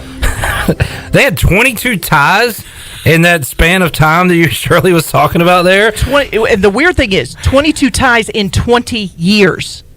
So, like, would you just go with because the tie is always, like, plus money in those soccer games. So, like, would you just bet on a tie every time they suited up back then? I would think so. I mean, if they were dogs, you'd take the points and then you would take the draw tie, The whatever draw. they called it in Yeah. Conway at the time. Take the draw. Whatever the Walton family called it back then. They just played for a tie every week, it sounds like. It didn't matter who won. It was just all about playing the game, not who won or lost. The good old days, right? Yeah, where students were students. The Sugar Bears, as Wager McGhee calls them. So, Wager, what do your notes say about these Bears? See, solid team last year. They opened up beating Western Kentucky and then went and played Hawaii. Actually, really good. I don't know if that was one that you wagered on late in a Hawaii late game. Probably. So they beat Western Kentucky 35-28. No, I didn't. You know why? Because those Hawaii games are on like some internet channel that I couldn't get. But you can still bet them. I know, but I like to watch. You don't have them. to watch. Do you know what I'm talking about, though? Is it like Stadium or something like that? Is that what it is? But anyway, go ahead. So they played Hawaii last year, 35-16. And I've said we got to know our Bears pretty good this year because besides this game, they're playing Arkansas State. They're playing ULL. They're playing UAB next week. I don't even know if they're going to leave the state of Alabama. They may just drive from Montgomery up the street to Birmingham. Put them in the Sun Belt or Conference USA right now. And they are playing North Dakota State in North Dakota State's only game of the year. North Dakota State's playing one game, I guess, for Trey Lance to audition, their quarterback. I heard their head coach talking on the show about that, why he's doing it, and he says it gives them 6 weeks worth of the 20 hours practice and everything, which smart. Coach loves it. I don't know how much the players like that when they're only playing one game, but I don't know. I know Big Ten today started talking about Thanksgiving kickoff. So I think everybody's trying to figure out those rules and how to so they're playing in that one game, which will be on ESPN. So Central Arkansas will be around a whole lot. They got 18 starters coming back. They're 9 on both sides of the ball. 13 preseason, like first or second team Southland, and you're like, well, Southland. But they were picked this year preseason to win Southland, and that includes Sam Houston State, who I think was in the championship game last year. But Sam Houston State, a traditional FCS team, so the Sugar Bears have kind of started toppling that dynasty a little bit. Had the freshman of the year last year as a wide receiver. They're going to be if we can get quarterback props, I'm betting on the quarterback props. So they're going to be chunking it around? Oh, yeah. It's offense versus defense sort of thing. So, oh, man. But, yeah, they have the Southland Freshman of the Year last year, Tyler Hudson, who was a wide receiver, 55 receptions, 975 yards, and 12 touchdowns. They also had a standout wide receiver, first-team all-conference this year, Luan Winningham, I guess. He was on his way to breaking all Southland records and broke his arm late in the season. And then their quarterback, Braylon Smith, who was a redshirt sophomore last year, averaged almost 300 yards passing per game last year, set a record with 3,700 passing yards and 32 touchdowns with a 64% completion percentage. So they're going to be slinging it around a little bit. I know that Austin Peay is kind of built on their defense, but they also can score. Last year it was 24-16, so a lower scoring game, but the starting quarterback for Austin Peay went out. It was only second game of the year. Same situation Austin Peay has this year. That was a new head coach, Hudspeth, that had only been there. That was his second game coaching, second game for each one of the quarterbacks. So a lot of newness last year. It'll be the same this year, but both these teams, I think, have really good quarterbacks, really good receivers. Peay has a little bit better defense, but I think the total released initially was 42.5. It's up to 45. Wow. I mean, obviously, I lean a little bit on the over there with the passing offenses. And because you always lean over. Well, I try to pick games. This one just happens to fall into that we would. I mean, you're going to come off COVID break and bet an under? No. I mean, you're not going to be that Grinch, are you? Is it still 3.5? Yeah, and that opened 4.5, but then because everybody in the public just wants to say, let's go Peay, you really fall into the Peay trap in this game. You do fall in the Peay trap. And you got bet down, so because of the Peay factor of it. So I think you're getting a little bit of value of 3.5 with the Sugar Bears. I mean, won by 6 last year, and the coaching situation's a little bit more stable. I think the offense a little bit. Again, Oatsville, it was injured all last year. Yes, he was the starter, but he's coming back. I like a lot of the things there. We'll see. Second half, Coach Lovings might be able to make some adjustments for Peay, but at least initially first half. Maybe I just bet the first half at 1.5. I think it was 1.5 or 2 was the line. So go Central Arkansas early. All right, wait. Are you can't throw out your predictions yet. We're not getting there yet. Okay. Slow down. We got 26.5 hours. Yeah, we got a long time to go. Yeah. All right. Should I say Greg Giraldo is one of my favorites, rest in peace. And at a roast, he told Gilbert Godfrey, "You look like you smell like pee," and it just always, I don't know, it made me laugh. All right, let's take a break, Shirley. We'll come back. We will get our predictions from all of the experts locally here in Greenville, North Carolina about Austin Peay and Central Arkansas. We'll have wagers, top plays. We'll get a live tailgate check-in with Troy D. All that on the way on the Bud Light pregame tailgate, hour 1 of 27, whatever, after this.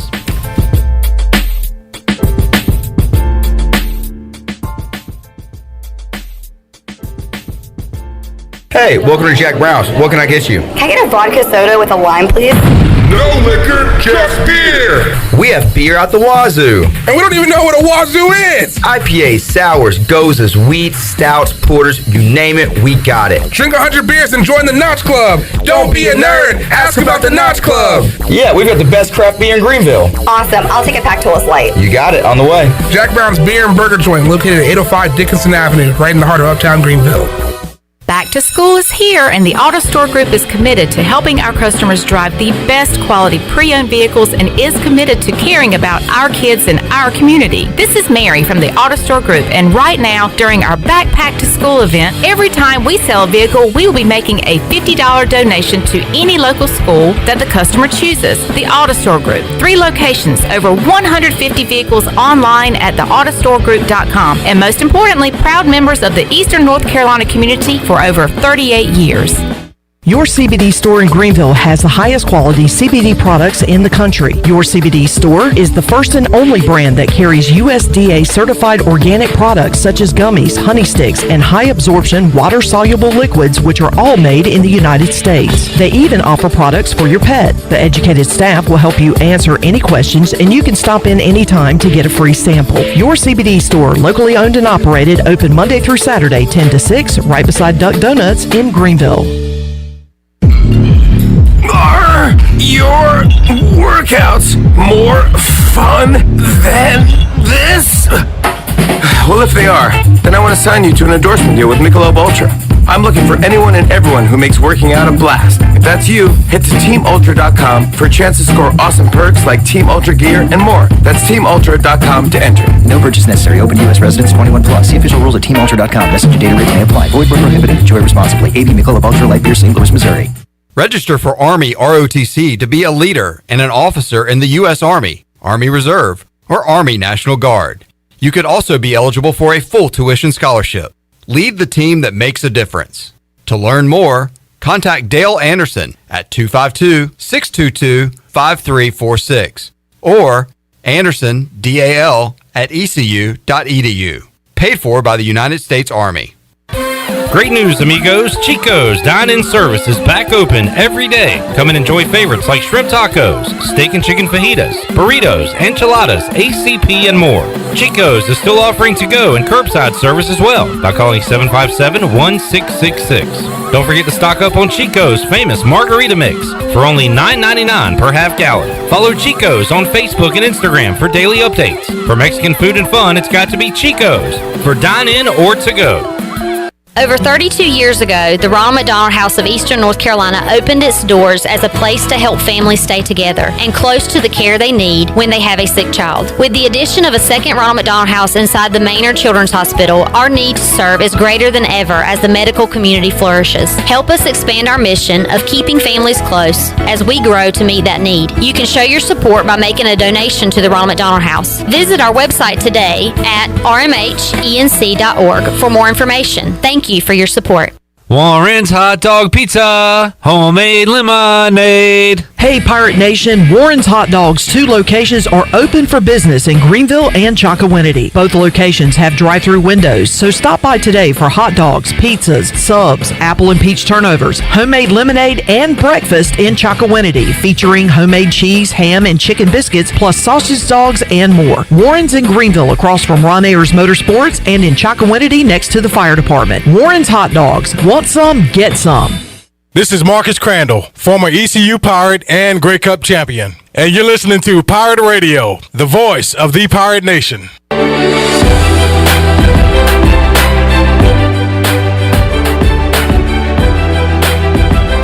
You're listening to Hour 2 of Pirate Radio Live. Now, back to the show. Welcome back. Are you in outside sales and looking for an opportunity to increase your earning potential? CopyPro has been in Eastern North Carolina for over 45 years and continues to grow each year, and they are in need of more sales professionals with a desire to potentially make a six-figure income. Do you have what it takes? Visit copypro.net today to submit your resume and to learn more. And as we head back into Pirate Radio Live clip, I've got an update. The SEC just released their protocols as far as what to expect on game days. They're going to allow 500 visiting fan tickets. The sidelines will only be for essential personnel only. There will be no band on the field. Schools will be required to disinfect team spaces prior to the game. Press boxes will only be available at 50% capacity, and all their post-game interviews and press conferences will be virtual. Thank you, Shirley. You're welcome. As you were talking, Wager had an update regarding some protocols. Will there be fans at this game we are previewing right now? It is officially sold out. How so? So the stadium there, the Crampton Bowl, which is where the Senior Bowl is, for anybody that doesn't know that, in Montgomery, that's traditionally where they hold the Senior Bowl. It used to be the old blue-gray game, too, I think, which took place before that. Maybe a lot Thanksgiving. Of leftover Reese's peanut butter cups there. Yeah. Maybe Senior Bowl. So in Montgomery, Alabama. Hosts, its capacity is 25,000 seats. They're allowing 25% capacity. And as Shirley was talking about, they're doing 400 tickets per school. So each one of those, 800 of the, whatever that math works out to be, 6,250. So the other 5,450 were put on sale, I think, by just online, and it sold out like that. Wow. Okay. Another reason to get hype. People are desperate to see football. That is awesome. I mean, the Biscuits got canceled, so their only live sporting event there. They missed out on the Montgomery Biscuits this year. You could go over to Victoryland to the dog tracks, though. And this is so. So was this game scheduled for this date originally? I think it was. Because it's got a name and a sponsor. Yeah. This is like their big kickoff event. I mean, I don't think they just went to Guardian Credit Union last week and got them to sponsor it. I mean, now a credit line and a sponsorship. Yeah. Now, I don't know if I doubt it always had ESPN coverage to it at prime time. It probably would have been somewhere. I mean, it might have been like an 11 a.m., like ESPN 2 or something. I don't know. Yeah. But I didn't really think about it until I saw the sponsorship for the game. And honestly, I didn't know it was at a neutral site. Yeah. So it's a top 11 matchup if we want to talk about it. That's cool. I'm into this. reading that, I saw that they're just busing down, and they're getting, I think it was each team was doing 4 buses, so it was 1 extra or 2 extra buses that they would normally have. Only 1 person per seat, and they've got to block off every other seat. So I don't know if they're taking every single letterman, if they're like limiting it to that just because of the space. They said they were gonna go in, stay at a hotel. Both teams will stay at a hotel on Friday night. Even though it's a late Saturday. So a lot of precautions there. I don't know if they're doing testing this week. I don't know when they did that. But just some of the things that we're going to hear about as we get to other games. 25% capacity, how teams are traveling, how they're staying safe. In all seriousness, this is like all kinds of eyeballs are going to be on this to see how it works, what it looks like on the sidelines, like what a college football game looks like. And I love it so much because to have a season, to have ECU games, there's got to be the first game. Somebody's got to be first and go out there and play and show that it can happen, and everything will be all right afterwards. And I think this is huge tomorrow night. I think so too. And it a lot of protocol. Think about injuries when if somebody gets injured on the field and you have to run out there, even if the medical staff has to. Hopefully not the case, but caring for somebody from the injury standpoint, but they're going to have to follow COVID precautions and guidelines at that point too. So there's a lot of things there to work out. I'm sure that Montgomery's probably pretty happy about this in the bowl because I'm sure the same staff that's running this runs the Senior Bowl or supports the NFL in the Senior Bowl. I don't think there's another bowl game that's there so that's really kind of the 2 main games, but they may have high school games that they're playing high school as well. Yeah, I mean, not a lot of capacity for other bowl games, is there? What'd you say? 25,000. Yeah. So a nice, quaint stadium. I like it. All right. Also, with the travel, a lot of leg room. Guys should be pretty fresh to go out there and get an over for us, right? Like, what is your betting edge on all that information you just gave us? What does that mean for anything? On this?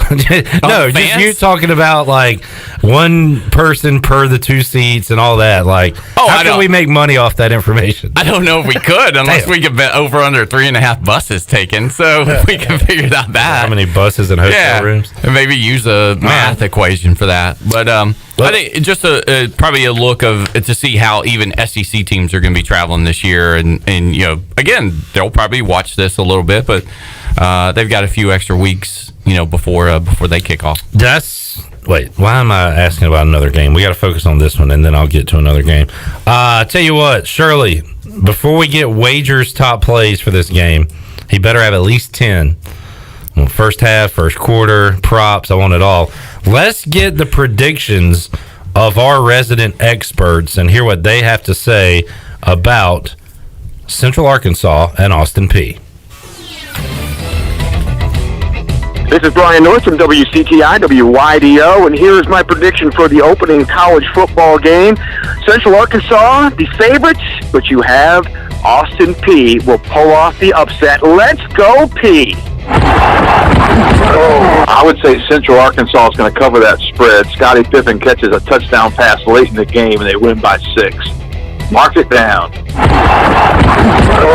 This is Zach Maskovich, formerly of WNCT, now down in Orlando, Florida at WESH 2. Thank God football's back, and let's go with an upset today. Austin Peay over Central Arkansas. This is Stephen Igo of Hoist the Colors. Looking forward to the game to kick off the season. I think Central Arkansas is going to roll. Braylon Smith back at quarterback, threw for 3,704 yards last year, 32 touchdowns. But I just don't see Austin Peay's defense being able to stop him. Central Arkansas rolls 38-21. I'm Ariel Epstein from Sports Grid, formerly the WCTI Weekend Sports Anchor. It's Austin Peay in Central Arkansas. Guys, college football's back. It's the Super Bowl of college football. Give me Austin Peay. They were 7-1 in the conference. Central Arkansas 7-2. Come on, 2 losses, and you're in the Southland Conference. This one's going to go over the total, 100-82. Austin Peay is going to win. This is Brett Kennedy with WCTI News Channel 12 for the exciting, thrilling matchup between Central Arkansas and Austin Peay on ESPN Saturday night. I predict it's going to be a low-scoring affair with Central Arkansas winning by the score of 13-7. Hey, it's football. It starts off the college football season. Not that the 2 teams that everyone thought would happen tonight, but it's going to be an exciting matchup nonetheless. 13-7 is your score. Central Arkansas gets the win. This is Tony Castleberry, former Greenville Aquatics Fitness Center basketball legend, and quite frankly, I don't know why I was asked to do this. I vowed to never return to Pirate Radio, but since I was once friends with Clip Brock many, many years ago, I figured I'd weigh in with a prediction, and Central Arkansas is going to win the football game. Bye, Pirate Radio. I hope to never speak to you again. Hey, this is Tyler Feldman, WITN Sports. College football, great to have it back. I know the Bears Peay, but I'll take Austin Peay over the Bears in this one. This is Gruesome Deathman calling from the afterlife. I understand that college football is back, so I guess that means everything is going great up on Earth. Looking at this matchup, I hope Austin Peay doesn't spring a leak in the secondary. If I'm a Central Arkansas fan, I'm worried about an upset. I just don't know if I could bear it. I think this one goes back and forth, and Central Arkansas pulls away in the end. Bears 27, Governors 23. This is Nolan Knight with WNCT Sports and Clip. We waited all summer long for this matchup, Central Arkansas and Austin Peay. The Governors waited all summer long. They have so many returning players. You got to take the underdogs here. I know that they're not favored, but they've been working all summer long. Austin Peay, bank it. Austin Peay, baby. How about that? 10 predictions, including one spirit entity, non-human, and 5 on Central Arkansas side, 5 on Austin Peay side wager. Really? Was it 5-5? 5-5 split. And the spirit was on the Central Arkansas, Correct. right? Yeah. So the humans 5-4. Yeah, so you got to, although, I mean, he should know, right? He should know kind of what's happening. I don't know if he has like the third eye or anything that knows the future, but I don't know. He was I've never talked to Gruesome Deathman. Every time he's been here, I have been away in some state of purgatory, so it's hard to explain. 5-5 there. A lot of people just wanting to say let's go Peay, like you said. I fell into the Peay trap earlier in the week. I'm starting to get behind the Sugar Bears a little bit, though. What should I do on Saturday night?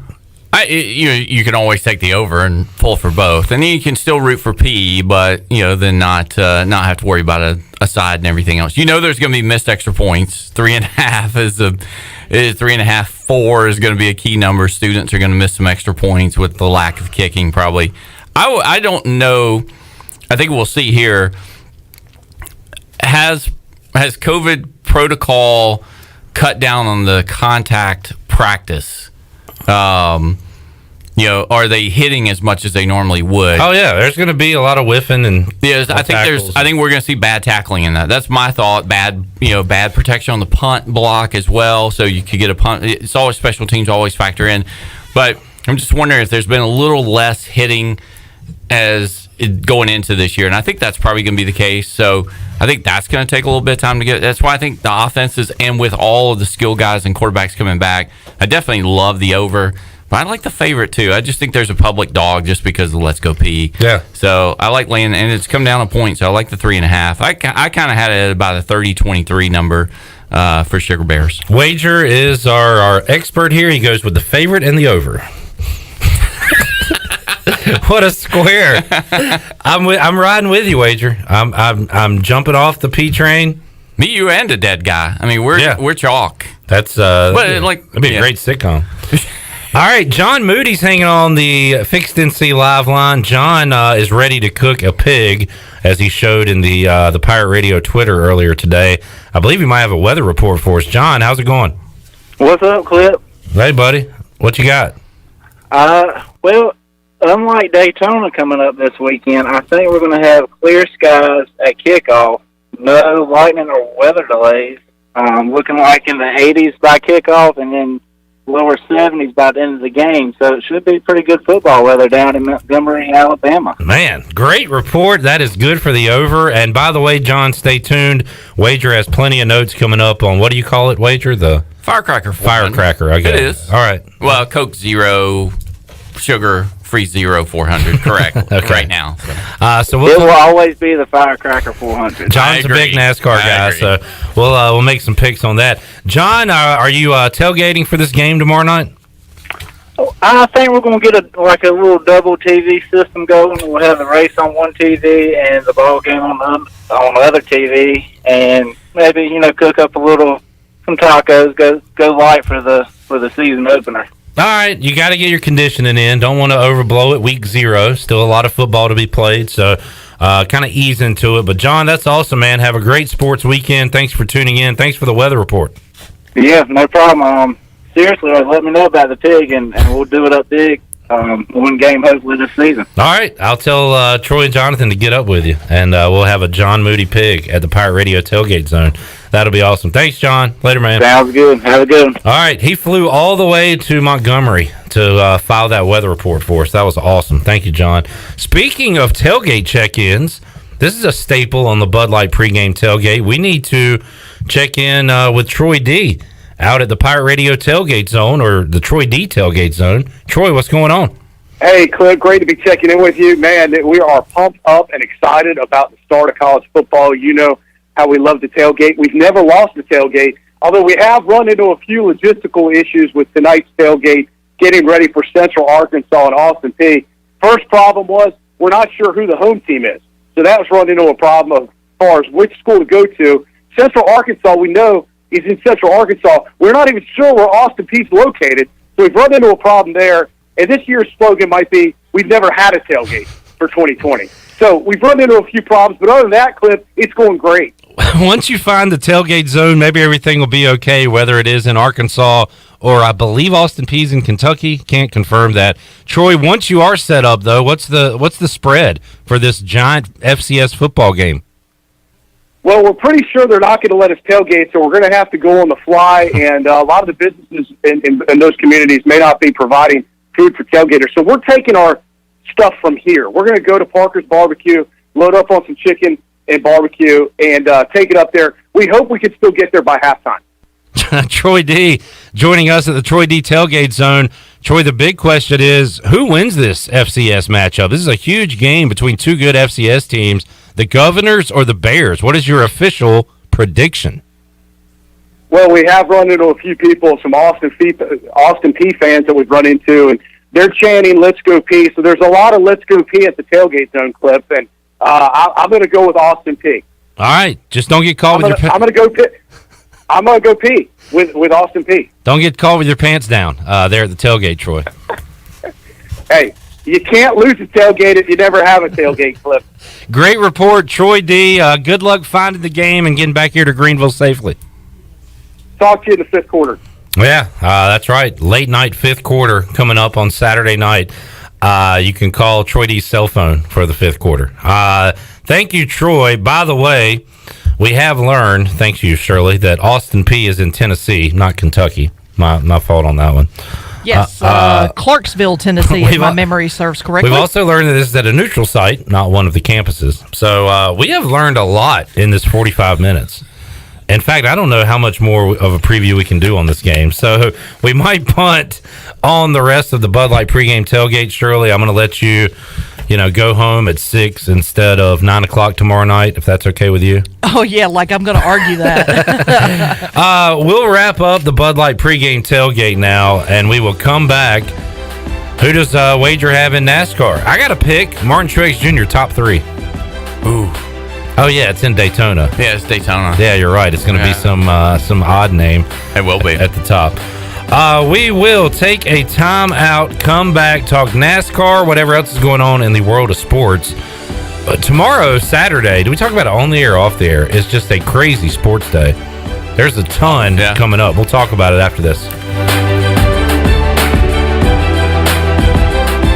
Hey Pirate Nation, this is Jonathan Ellerby, one of the proud owners and operators of Pirate Radio. As we launch into our 18th year in business, we have a lot of exciting new news to share with you. Our afternoon drive time show, Pirate Radio Live, has a new look and is now streaming every day from our brand new digital studio from 3 p.m. to 6 p.m. on YouTube and Facebook Live, on our website, pr927fm.com, and in your car on 92.7 FM in Greenville and 104.1 in Washington. The new and improved PRL is hosted by Clip Brock and Shirley Rhodes and will feature the latest breaking news, top-notch guests, and all your favorite Pirate Radio personalities like The Voice, Jeff Charles, Brian Bailey, Stephen Igo, Billy Weaver, Brian North, Tony Collins, Bryce Williams, Ronnie Woodward, Morgan Ehlers, Mike Mullis, plus Troy D. and myself. Give us a follow on social media at PR927FM for programming updates, guest alerts, and breaking news. Thank you for your loyalty and support, and I hope you enjoy the new and improved Pirate Radio, the voice of the Pirate Nation. In studio today with Dr. Shondell Jones from Kinetic Physical Therapy. How can you help people with back pain? Well, most people are going to have back pain at some point during their life, but you don't have to live with it. A bad MRI or a bad x-ray does not mean you're destined to always have pain. We have specialists that are well trained to find out what the true problem is and the true source of your pain so they can get you on track to feeling better. So don't suffer with back pain. Our nationally board certified specialists are here to help you. To learn more, visit us at kptonline.com. We can help you live well, move more, and hurt less. How much does the word reliable mean? Sure, all businesses describe themselves as reliable, and we certainly wouldn't expect any business to be unreliable, but when you take a word like reliable and make it your way of life, the entire core of your business, it tends to mean a little more. And it's something you have to show people, not tell them. At Delcor, we show it by being there the same day you call. We show it by simply doing outstanding work with exceptional products, a family-oriented work ethic, and genuine caring for all of our neighbors throughout Eastern NC, because in a time of need, we know the first and the only thing you need is someone you can count on. That's why we only use equipment you can count on too, like a train comfort system. It's hard to stop a train. Delcor can have a new train comfort system installed in no time, or we can provide an AC tune-up to make sure your system is performing well. So will your system keep you cool all summer? Find out. Call us. We're Delcor, the service professionals, reliable for over 4 decades. Visit DelcorInc.com today.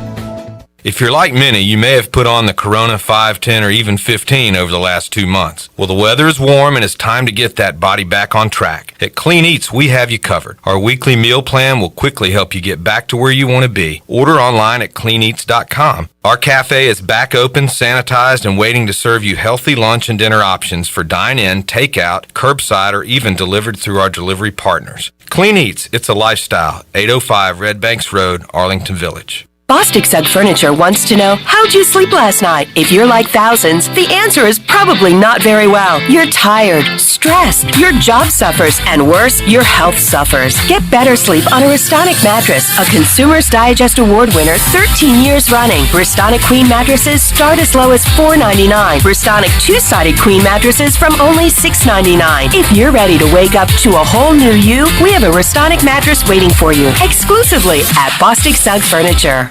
Have you heard the news? Villa Verde is now available for dining in. That's right, both locations of Villa Verde are back open on the inside. And on top of that, the original location on 10th Street has been completely remodeled. But if you prefer curbside or takeout, that is still going strong too. Don't forget the Villa Verde family meal deals are a great way to feed your entire family at an affordable price. This is Jay from Villa Verde, and we look forward to seeing you at one of our locations soon. Villa Verde, a platform for good. Hi, this is Morgan Ehlers, and you're listening to Pirate Radio, the voice of the Pirate Nation.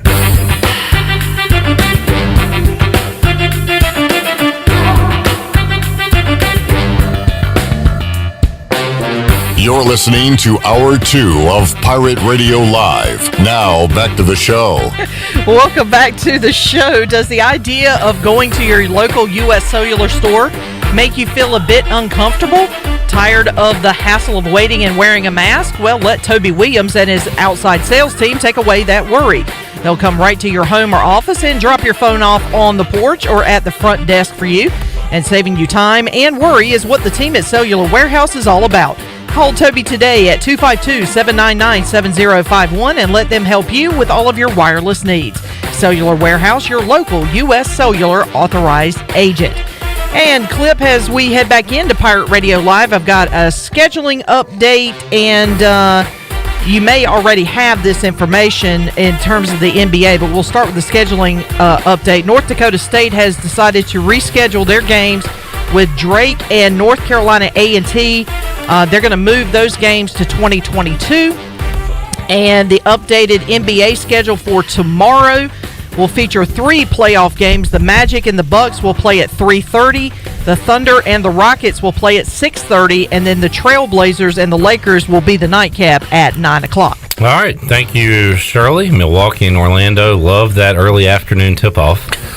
Good for Orlando. They can go ahead and get home, right? Leave the bubble and get back to their home and families and everything. They've kind of had that initial, like, Big Ten, 12 o'clock start time, it seems like. So, I guess, I mean, you got the MVP in that. You would think that they might give him a primetime spot at least once. They got to show LeBron and really the Rockets and Thunder is a much better series. Yeah, and Clippers and Mavs, too. And all that makes sense because of West Coast time, too, for TV. Yeah, and for Sunday, it'll be the Celtics Raptors at 1, the Clippers Mavs at 3:30, and then the Nuggets Jazz at 8:30. Perfect. See, it was originally scheduled to have, I think today would have been Nuggets Jazz, like during the show.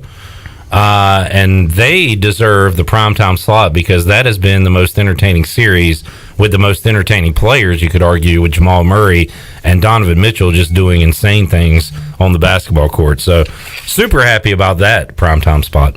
That's a great day. Game 1 of Celtics Raptors, which is going to be a good game. I'm excited when we get to Heat and Bucks, I think. I mean, those two we talked about before. They may not win, but those two semis in the East, I think, are going to be really good and competitive. Yeah. I'm on the Raptors. I've said that before, so I'm biased on who I think is going to win, but I don't know if they're healthy or not. Glenn's Heat, which, by the way, we've adopted like 12 teams at this point, mostly Blazers and Nuggets, which they might be done. But the Heat are moving on. I know Jeff Nadeau is taking them to win the East and make it to the NBA Finals. Wow, what do you think about your Heat, Glenn? Where's Glenn? Hey, Glenn. Glenn? I'm here. Hey, Glenn.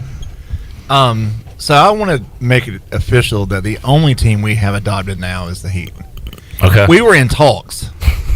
All right. With some teams. Yeah. But ultimately those negotiations broke down. Well, first of all, when Lillard leaves that and is hurt, that totally takes us off of the Blazers. And then, man, I don't know if the Nuggets can get it to 7. Nah, I don't know. They're so fun, but they've been absolutely blown out twice. Those games have been fun, though. It hurts they don't have Gary Harris and Will Barton on the wing. Like, that would really help them defensively, and they don't have that. They don't play any defense. No. They don't. They're allergic to defense. But who cares when you can do 360 layups like Jamal Murray and Jokic can step out and hit a 3? It'd be great, in the dual situation that you get between Donovan Mitchell and Jamal Murray if there was like a stop, here or there. That would really help the Nuggets win. Yeah. I mean, that's just how I view it. A lot of trading buckets. It's been fun, though. So, all right, you got that. What about NASCAR? So, by the way, I think I might have come out on top due to John Moody saying he wants to cook a pig. Josh on Facebook Live says, no way John's pig is better than mine. So now I've created an old-fashioned pig-off, and I will be the judge. So whoever thinks they can cook a good pig, bring it. I will taste test, and we'll crown a winner, the official winner. Maybe next Thursday for UAB Central Arkansas? Sure, why not? The Pirate Radio Pig-Off. One more thing on NBA, Westbrook practice and supposedly looked explosive for whatever that means. So all of a sudden now you may have Westbrook added with this rest, this little delay in rest here, that we're wondering about that he may jump back into that Jazz series because they need him. So, I'm thinking. You mean if the Rockets Thunder series. Sorry, Rockets Thunder. My fault. I'm thinking that we could have those two guys pull up their pig cookers on September 26th in the UBE parking lot. We just do it now here. Yeah, sure. All right. Why not? I mean, I'm sure that's not violating any law. And I'm sure Don Edwards is cool with that. I'm sure everything's okay. Yeah. All right. We'll just do it. It's official. There it is. All right. So Xfinity tonight, according to Redbeard, and yes, all that. I don't know if any of the old bushwhackers, or like if some of the main cup guys are jumping in the cars there. Probably not. So I haven't looked at the entry list. Didn't really handicap that one. So, but right now you just go with 22, right, on that side. Who's that? Cendric? Yeah. Oh, wow. What a guess. Yeah, look at that. That's awesome. Are we saying names or numbers? I think we need to say names. For Xfinity, I only know 3 of them. And for restrictor plate, we got to say, I mean, if I throw out the 17 and the 8 and things like that, you know, it's, I don't know. Names. Yeah. All right, who are you looking at for tomorrow night's Firecracker Coke No Sugar Zero 460? I recently I bet Hamlin every single time at Daytona because he is kind of owned that track and has run it, and he won earlier this year. But the position where it falls, I mean, it is there are so many guys that run well at a restrictor plate race that absolutely have to win. This is the last race before the playoffs, right? So you got to get in. So it's creating. It's going to be a fun race. I mean, there's a whole bunch of cars that are going to drive really well. Where I think you could get somebody that's not one of those traditional drivers, that is going to get a win and jump up in there. I saw a pretty good argument for Chris Buescher in the 17. He's the third best guy. They've run 2 tracks so far, or 2 of these super speedway restrictor races. Hamlin won one, Blaney won the other. Buescher is rated 3rd in finishing positions on from everybody else. And you're like, well, maybe you just kind of got up there and finished well. But how much is luck involved, and how much is it, Oh, it's absolutely. There's a whole lot of luck involved. Yeah. But he's the 7th best, position guy, I guess, track position throughout this. So he's had a car that can get him up front and keep him up front, and he's 40-1. So here's one where you can throw out some really good numbers on, 28-1, 40-1. I'm not going to be shocked if Kyle Busch wins this thing. And I could see Kyle Busch and Eric Jones in the 20 working well together. Either one of those. And the 21 car, Matty D, that car always historically runs well at Daytona. And then Jimmy Johnson's, he can't sit in the back. He's got to be up front because he's one below the cut right now. So it's Byron, 24, our video game guy, Matty D at 21 at the 16th spot, and Johnson at the 17th spot. And they were all right together last week. All 3 of those cars run really well on restrictor plate. The Daytona 500, the first race, Johnson wrecked, but he was consistently good. He had more bonus points than anybody else when he wrecked. Is that the one he wrecked out front? Yeah, I think so. Yeah. Through the grass. Yeah. He led some laps. He started 6th. He had 20 bonus points, which was more than Hamlin had, which was more than Blaney had. The top 2 guys in the race there. I could see the 48 there. I don't love him anywhere else, but just with the situation where it needs to be. He and the 24 and the 88, which are all 3 great cars at this track, and even the 9, are going to work together and keep those guys up front. When some other guys, maybe some of the Stuart Haas guys, sit back and not get wrecked, but then see Boyer in the 14 and Amarillo in the 13 come up late. I'm going to bet some on the 17. I'm betting some on the 18. I've got to bet Hamlin because if I don't, he's going to win it. 17 again? Chris Buescher. Oh, okay. Yeah. 40-1. So, sorry. Again, 17, 18, and what else? 11, 20. It's a roulette. It's a roulette number. I'm putting chips on 4 or 5 different numbers. I'm going to look for some good, 20s-1, 25-1, 30-1. I think even that Eric Amaral that's a good car for this race. Clint Boyer is as well. He doesn't need to win. Neither one of those guys need to. But the best thing they can do is get up early, get some points in the first couple of stages, and then not have to be aggressive. But somebody like Redbeard's favorite, Ricky Stenhouse Jr., is just going to get up there because he's got a car where he could win it. I mean, hasn't he won? He is in the 17 car. He's in the 47 now, and even like Bubba in the 43, those cars can run well here, and even the 8. Those guys can get up there and they're going to make a move and call something, but this one where I think you probably turn over in the second half of our Sugar Bear after the Sugar Bear start pulling away. Right, because this is at the same time. Yeah, same time, and watch the last 20 laps of this because there's going to be some great racing late, and I just hope that 1 or 2 of these long shot guys I have are sitting in 2nd or 3rd or 4th in a restart and aren't up front, but I'm going to say Hamlin, but I'm not going to be shocked if Kyle wins it because he doesn't need to.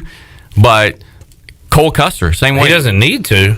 Kyle Busch needs to. No, I think points-wise, he's fine. As long as he doesn't wreck early, points-wise, he's fine. He's in the playoffs right now. He just doesn't have a win. Okay. But like Cole Custer in the 41, that'll be a good car, and he's already got a win. So it's kind of like, money in the bank for him. He can just go all out for this win and wreck some guys late. All right. Well, we're out of time, Wager. Also, I'm sorry if I'm distracted. Major stuff going on in Twitter. Right now, John Moody says, tell that guy, I said, bring it on. John said, we can get a 125-pound pig, split it down the middle, have a good old-fashioned cook-off, blind taste test. He's all in. So, things are happening right now. What's the and date? I'm super hungry. I don't know. We don't have a date. We'll make sure you're involved in it, though. You can be one of our, because you do everything blind, like hood on, away from the yeah. Well, I'll put some ECU gear on, just walk out, fit in. Yeah, just fit in. The crowd. Yep. Great. Oh, that first little note, it sounded like the bad news theme, and I was really nervous. But no, we're just going to break. Wager, enjoyed it, man. Hey, too. I'm so excited about Saturday. Me too, man. Welcome back to football. That was a really fun hour talking football. And next week, if we get you back on Wednesday, we'll have a ton of games. Hey, we're going straight into Central Arkansas again because they go from Crampton Field to Legion Field. I want to talk to Crampton. Let's take a timeout, come back. Ronnie Woodward is in the lobby. He joins us next. We'll talk Pirate football after this.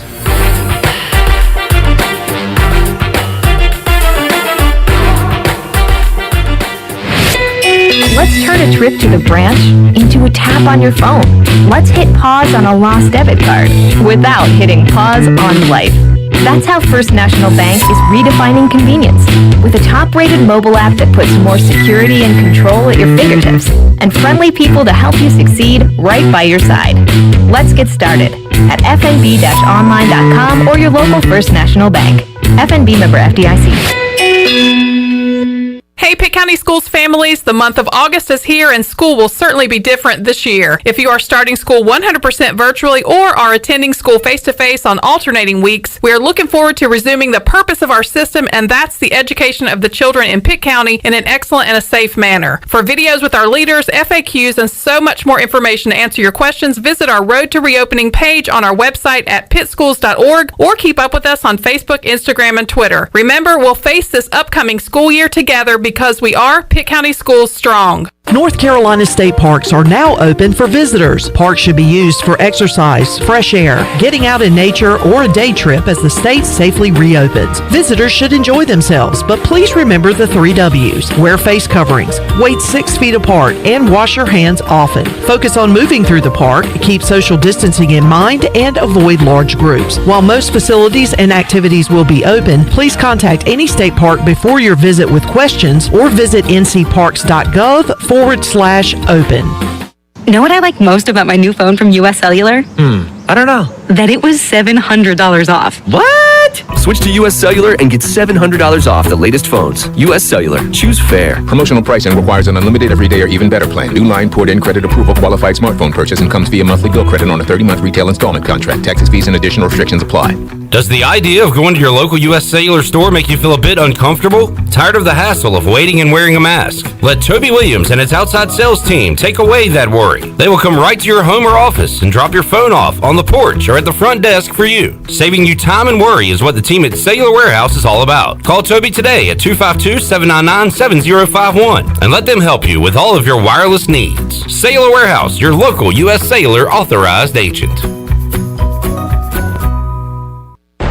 At Tiebreakers, we admit we have a bit of a problem. People love our wings so much that they're starting to sell their home TVs just so they can watch all the sporting events here at Tiebreakers. Seriously, we're glad you love our hand-breaded, hand-cut boneless wings that much, but we really need you to go home at the end of the night. It's okay, we'll be here tomorrow. And when you come back, bring a friend with you. For great food, great friends, and cold beer, we'll see you at Tiebreakers. Tiebreakers, break the chain, eat local. It's summertime, and it's no better time to drive away with a quality pre-owned car truck from Greenville Auto World. Greenville Auto World is your authorized rough country dealer. We specialize in lift and leveling kits along with custom wheel packages. Whether you're looking for ground clearance or enhancing the appearance of your vehicle, trust in our team to improve your vehicle's off-road experience. Give us a call for more information, 252-364-8730. Greenville Auto World, 3840 South Charles Boulevard across from Hardee's at Bell's Fork.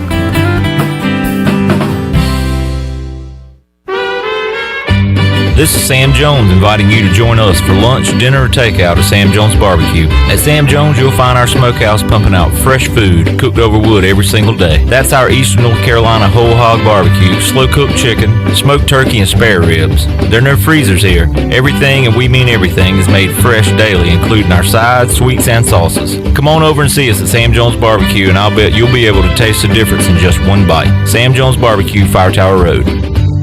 This is Pirate Radio, WGHB Farmville, 1250 and 92.7 FM Greenville, WDLX Washington, 930 and 104.1 FM Washington.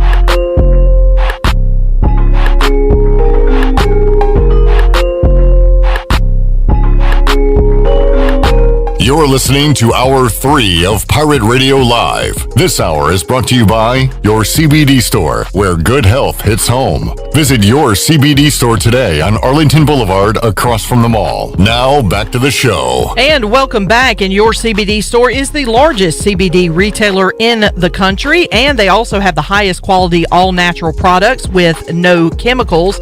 And I ought to know, because not only am I reading their live ad, I am also one of their customers. I actually have a daytime soluble that I use during the day, and it helps me with my inflammation, as of course, after years and years and years of playing softball, it's taken a toll on my body, so I get a lot of aches and pains and soreness, and I've been able to keep those at bay. And then I also have a it's a solution that I use at night. It's a CBD solution. It's blueberry flavored. It's actually quite good, but it also helps me with my issues sleeping at night, because a lot of times I don't sleep very well at night, and that has helped me as well. And I even have a topical cream that I use every now and then that helps me with my sciatica. So if you are interested in trying some of those products, stop by your CBD store. You can actually check out their website as well. It's CBDRX4U.com.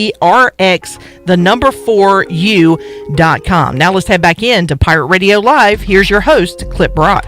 All right. Thank you, Shirley. Short segment. Yep. No, I knew it. I was waiting to see if you knew it. The short segment challenge. Ronnie. By the way, that's 3 days in a row for me. That's a miracle. You've done well. We've all done well here. We're getting the hang of it here on the new and improved Pirate Radio Live. Ronnie Woodward hanging out in hour number 3. We got to open up the booty bag too, Shirley, in this hour. Heck yeah. We got one more prize for the week left. Domino's. All right, a large 2-topping pizza to Domino's can be yours. We'll give that away in this hour number 3 on Pirate Radio Live. We'll talk about the latest with ECU football, what's happening, where everything stands as of this moment. We'll get into all that on today's edition of Pirate Radio Live. Ronnie Woodward joins us after this.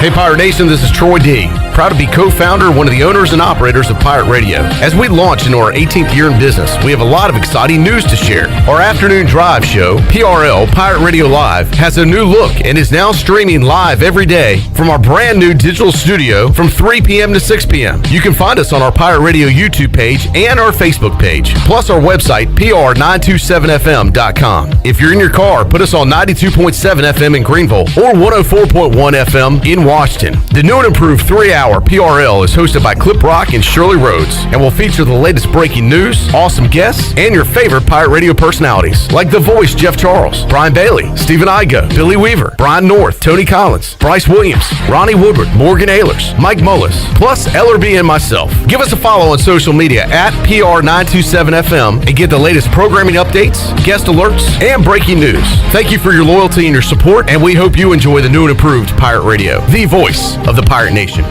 Your CBD store in Greenville has the highest quality CBD products in the country. Your CBD store is the first and only brand that carries USDA certified organic products such as gummies, honey sticks, and high absorption water-soluble liquids, which are all made in the United States. They even offer products for your pet. The educated staff will help you answer any questions, and you can stop in anytime to get a free sample. Your CBD store, locally owned and operated, open Monday through Saturday, 10 to 6, right beside Duck Donuts in Greenville. The Frells family lives on a lush piece of land called greener pasture, and they work on it behind the wheel of a John Deere 1 Series tractor. With its durable construction and features that hook up to dozens of attachments with ease, no job is too tough. The Frells family runs with us, because this is more than just land, it's home. Nothing runs like a Deere. Search John Deere 1 Series for more. Get quality at every turn with Quality Equipment, your local John Deere dealer, with 27 locations in North Carolina and southeastern Virginia. Find out more at QualityEquip.com. When you can take your eye off a big pizza pie that's familiar. How does a hot pizza and a six-pack of beer sound right about now? How about if it was only $20? Take advantage of the Familia Saturday and Sunday special of a large one-topping pizza and a six-pack of Pitt Street beer for only $20. Call 689-6330 and then pick it up at the drive-thru window. Need a job? Good news. Familia is now hiring servers, bartenders, and hostesses. Familia, Fire Tower Road near Pitt Community College and FamiliaNC.com. There have been many changes in the automotive world. At Phelps Chevrolet, the Phelps boys are here to take care of you. Mike, Daryl, and 4 of Mr. Phelps' grandsons, Wade, Wes, Alan, and Clay. You see, things at Phelps remain the same. The Phelps team has served Eastern North Carolina for over 50 years. We make your visit easy and fun. We are your neighbors, and that's what neighbors do. Phelps Chevrolet in Greenville. Like Mr. Phelps' great-granddaughter says, come in and get you one. Summertime is here with hot temperatures, thunderstorms, and hurricanes. It's easy to recognize pests invading your home, but a lot of people forget about moisture destroying your home's crawl space. Pest Tech is celebrating its 20th year protecting your homes using dehumidifiers, professional-grade liners, and most importantly, our licensed and highly trained technicians. Visit PestTechOfGreenville.com for a free estimate on moisture control and the other silent destroyer, termites. Trust your home to the best. Pest Tech of Greenville, your East Coast exterminating professionals. It's almost quitting time, but your family's hunger is gearing up for the night shift. Now you could unload groceries, chop, dice, mince, preheat, heat, slap around the smoke detector, and then celebrate with a big old pile of dishes. Or you could drop a big bow box on it, because whether you need an 8, 12, or 20 piece with biscuits, fixins, and tea, you can clock out and spend some quality time with a delicious dinner. Now when it comes to sneaking a biscuit on the drive home, that's all you. Bojangles, it's bow time. This is Brian Packard, ECU former baseballer. You're listening to Pirate Radio, the voice of Pirate Nation.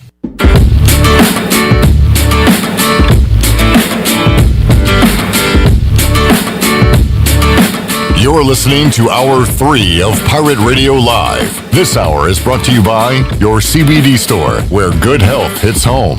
Visit your CBD store today on Arlington Boulevard across from the mall. Now, back to the show. Welcome back. The stock market for today, the Dow closed out the week up 161 points and finished at 28,653. The NASDAQ is ahead 70 at 11,695. And the S&P is up 23 at 3,508. That's your Wells Fargo Advisors financial report. For a personal look into investing, call Wells Fargo Advisors today at 756-6900 in Greenville. Wells Fargo Advisors, LLC, member SIPC. Now let's head back in to Pirate Radio Live. Here's your host, Clip Brock. All right, if nothing else, Shirley, we may have created an awesome pig cook-off competition because John and Josh are going back and forth on who has the best pig, and now they're trying to get Pirate Radio to sanction the event and do the judging. So I will definitely offer my services on the judging. I will definitely offer my services to clear off a plate or two. Yeah. That sounds fun. Yeah. Yeah. So we're all in. Are you kidding me? We gotta figure out the details on this. Hey, John versus Josh. And you know what? If all you other people want to come out and cook a pig, because we missed the spring game and the pig cook-off this year, right? We missed all that. Yeah, the purple gold spring. Yeah. We so missed all of that this year. We need to get some pigs cooking, and I need to eat those. So let's we'll figure this out off the air. And absolutely. Glenn, did you want to chime in on something? Oh, here you go. I just want to say again that I'm sure this is all very legal. That it's okay. That we're going to do it in the parking lot? Yes. Okay, fine. All right. It's all on the up and up. Since Glenn has his Braves batting practice gear ready to roll today, can I guess who's on the back of the jersey? Oh, let's guess that name. You can guess. Can I get 2 guesses? Yeah. All right. I feel like it's older. I'm gonna go Blouser. Wow. Ronnie, you always do this. Is that right? No. You do this at sports trivia too. You overthink everything. Okay. Well, I was a wild card guess. That was a total wild card It'd be guess. great to have a Jeff Blauser It would be jersey. so awesome, but No, I'd love to have a like Blauser. A retro one, a little bit. I'm thinking 90s. No. Is it a current player? It's Freddie Freeman. Oh, man. Let him guess again. Jeff Blauser, Rondo joining us here. Maddox, Blauser, Avery. I was thinking old school. But no, I had more faith in you, Glenn, than a current player. It's so fun. Freddie's jersey was $70. The John Smoltz, Greg Maddox There you go. throwbacks are 300 Double bills. that. Okay. So that's how we got Freddie. I'm trying to think of an example of Ronnie at Sports Trivia because it's a lot of fun. Gary Trent Jr. Well, you had that one, I know. but your teammates talked you out of Let it. me do it. But like you come up with some really random stuff at times, like, and you always say like, I got a wild card guess here, guys. Like you set us up for it, and it's a lot of fun. It's something about funny. NBA scorers. Simeon Rice is a great example, but that's not a terrible guess. It was players who have had 20 or more sacks in a season. I don't know what his season high was, but it was probably high teens. But that was one of your wild card guesses the other night, which was, that's a pretty good guess. All right. Anyway, we've been running over today's news, which has involved scheduling.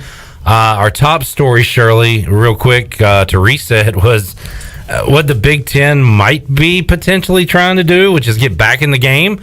And what were the dates they were talking about potentially trying to start back, Shirley? Was it late November? Hold on a second. You've thrown away the notes for the day. I thought I was done. Hold on. Yeah, sorry about that. I do not have the dates. Yeah, it was Thanksgiving weekend. Yeah. To get Big Ten, fire up the football machine Thanksgiving weekend, Ronnie. What do you think about that? Why not? Well, Ohio State, Michigan, day after Thanksgiving or something? Yeah. I'm in. And we talked about it earlier. You know, Shirley was talking about the championship aspect of it, the rankings and all that. I feel like if they start then, we're like breaking off into separate leagues, separate divisions at that point. Like, it would be a Big Ten season, and they would only play league games anyway. So it would just be like a made-for-TV Big Ten football event. Like, this is our own entity kind of thing. Right? It'd be like 4 games, 5, if that.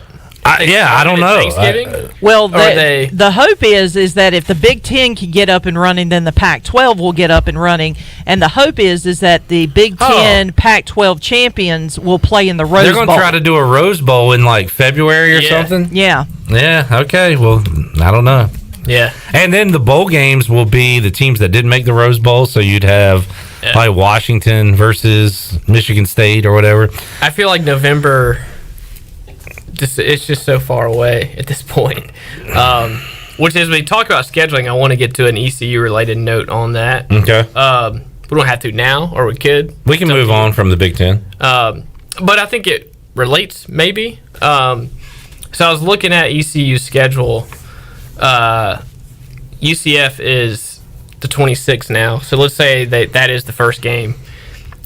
Something I eyed a long time ago, but now it's even more into focus because most of September is wiped out. Yeah. I'm going to just go over the cities and travel starting October 3rd. Atlanta, Georgia, Tampa, Florida, Greenville, Tulsa, Oklahoma, Greenville, Cincinnati, Ohio, Philadelphia, Pennsylvania. For like a month and a few weeks, month and a half. That's going to be the main. What I'm getting at with all this is that's going to be the main obstacle, I think, with a lot, just the travel. I mean, John Gilbert even kind of referenced it yesterday that he's a little weary of scheduling a game on the 19th because UCF is the following week. So, like, the back-to-back, play one team, have to turn around, play the next team is a concern then. Well, imagine when you're going from Tampa, then back to Greenville, then to Tulsa, then back to Greenville, then to Cincinnati. The league structure is going to be tough, I think, for the AAC all around in those October, November swings. I speak selfishly as somebody who wants football games. I do too, for sure. Yeah. Can it be like Major League Baseball that if a game gets wiped out, they say, okay, obviously they're not going to probably make it up, but they'll just say, all right, we're not playing this week, guys. We'll fire it up again and try next week. can they do that without shutting the whole thing down? Yeah, I guess. That's kind of. I mean, that's. Yeah. I would love to know the answer to that, but then again, that would depend on how if it was widespread or not, or if it was multiple teams and all that. I think that's where the contact tracing thing that we're hearing more about comes, because if it's since I have the schedule, if it's ECU Tulsa on October 30th, and there was an issue with, let's just say, Tulsa, then ECU shuts down, which means Tulane probably doesn't play ECU, but then Tulsa doesn't play its next team. And then what if that, like the domino rolls, if it's in season, the way it has MLB, like sometimes, when did it first? It started with the Marlins at first, but then that messed up the Yankees schedule, and it messed up the Orioles. The team the were going to play Marlins them, and the Phillies. They kind of had to rework it. And to baseball's credit, at some point in there, I think the Yankees played the Orioles. Because they were not even scheduled to play. The two teams we're supposed to play are quarantined, so let's play each other. And these two teams never touched each other or those teams, so let's get them together. Yeah, you're right. So can football pull that off? I guess. I would just think it's a little more logistics, and with colleges, it goes into like what I asked Mike Houston yesterday of how did they they had locked in on like the Marshall game plan, and I kind of asked consistently about that. Where are you? I kind of wanted to update that every few days. Where are you at with Marshall? And it was like, oh, we got this in, we're ready. And then, so where are you at with Marshall was kind of my question, and it was like, oh yeah, we scrapped Marshall. We looked at UCF today. So the game planning side of that, which maybe just means it's more on the fly. It's more of, okay, let's just go be us, and you don't spend weeks and weeks and weeks of planning for one opponent if you have to kind of pivot last minute or the week of. But anyway, good news is they've hopefully had plenty of time to get ready for Navy. It's they've done their option prep. Now they're going to need a full week of it again, but they're ready for that. But no, you're right. Like with baseball, you're scouting the starting pitcher, and that's about it. Matchups. Like, all right, we're going to bump this guy a day. We're good. Yeah. But football is a little, definitely more complex than that. And it's why I like Navy to win the AAC. This is a year for them, you think, with the turmoil and everything? You don't even know. Which we'll see. Well, you need to see their quarterback. I looked that up, and it feels still today. Okay. I texted you. I had to vote in the American. Oh, yeah. I'm sorry. I didn't read that thread. Yeah. I voted for Navy. I was busy doing like a fake Bud Light pregame show preparation. Yeah. There you go. Shirley and I worked our tails off for that Central Arkansas Austin Peay thing. And we would have been completely slammed if this was a normal week with the Pirate Radio party last night. Ronnie and his wife would have been there. And we'd have been preparing for tomorrow's pregame show, and Freeboot will be going on. Yep. Everything will be popping. It's crazy to think about that stuff. But, so yeah, did you want to talk about your poll? Sure. We did last year because you were in Rhode Island. You were trying to be the once again the wild card pick. Ronnie Woodward took SMU, right? Yeah, I was fired up. So what about this year? Who's the wild card pick? Navy. Yeah, to win it all. Sure. All right, there it is. I mean, who is their Malcolm Perry? Who is their QB? They got one. Yeah, they got one evidently. There's 4 guys listed. I did look up their preseason depth chart, and they had one guy or the next guy or the next guy or the next guy. But they'll figure it out. I'm not too worried about that. They had all their running backs back, and all 5 offensive linemen starters were seniors. So that was good. If Navy has a good offensive line and their running backs, then just let the quarterback whatever, run the option and you're good. I'm excited for tomorrow night's game between the Govs and the Bears. I am legit excited for Monday. When's the first real game? Well, Monday, September 7th, you've got Navy BYU on Monday Night Football. There you go. That's going to be fun. Yeah, that'll be real football. You know what, Ronnie? I don't like your tone right now. I'm not fired up about Austin Peay versus whoever. Well, but I don't want to rain on your parade. I know. I don't want to rain on your parade. Look, to each their own. Friday afternoon. I'm a little thrown off. I'm here on Friday instead of Monday. If you and Sarah want to watch The Notebook tomorrow night at 9 o'clock, that's your prerogative. I will be watching football. Okay. That's just me. I like football. Is it on ESPN? Yes. Okay. It is the Credit Union. It's got a name. It's got a sponsor. Yes. This is a big freaking deal, Ronnie. I don't think you get it. Are they good in FCS? Yes. Okay. They are both top 15. One's 10, one's 11 or 13, something like that. I might check out a little bit. So, you know what? I kind of learned more with Wager talking, but This is like, and I don't know what the time slot would have been, but this is their FCS kickoff game. Okay. So usually it's like North Dakota State and James Madison or something, right? No, ECU played the team that played in that last year or 2 years ago. A&T? I think it was. Was it A&T that played like Jacksonville State? Maybe so, yeah. We talked about that being a dynamic of like, I guess it was A&T and it ended up working out well. Like they've already played a game. You've seen them play. So maybe week 0 they always was coordinator at the Jackson State the previous year, something like that. Like he had a connection to somebody in the game. Yeah. And yeah. So this is their marquee game. Okay. Get fired up. I'll also text you late. Halfway in. I'll text you and I go late and let you know when there's 8 laps left in Daytona tomorrow night. Okay. Yeah. So it's a big day, Ronnie. Get excited. Yeah. Okay. All right, Shirley, let's hear what Mike Houston had to say yesterday in the Zoom. Ronnie was a part of this, as was our Glenn Griffin. Shirley and I were on the air, but here was Mike Houston's opening comments talking about the Marshall ECU game being postponed. You know, obviously a tough decision. I was able to get all the players that are not in quarantine and isolation right now together in McGhee's this afternoon, with them in person. A lot of disappointment. They've been very resilient throughout. It's tough. They've invested so much. They've been so excited about having a date. I think that there's where the next struggle is going to be is, finding that next motivation from that next date. But at the end of the day, John and I have been in constant conversation, and, our medical advisors have been talking to us constantly. It's just, it was going to end up not being a situation where our student athletes were safe. And just the numbers right now are not to where we can resume yet. So, disappointed, but at the same time, still very motivated. And our group, they're working hard. So, they're ready to get back out on the field. All right, there's Mike Houston's comments. And, Ronnie, maybe they get over this wave. They get back to practice. There's less and less students on campus, no in-person classes, and they can kind of get a handle on it and get ready to go. And then, the thing is, if ECU does everything right and is healthy and ready to play, what if something like this pops up with UCF? Or, it just kind of stinks that you can control what you can control and be ready to go, but you got to rely on others as well. And that's when the AAC put out their testing guidelines a while back, right? Mike Rotc talked about it. So you got to hope that everybody is doing the proper thing. So we got enough players and everybody's healthy and ready to play a football game.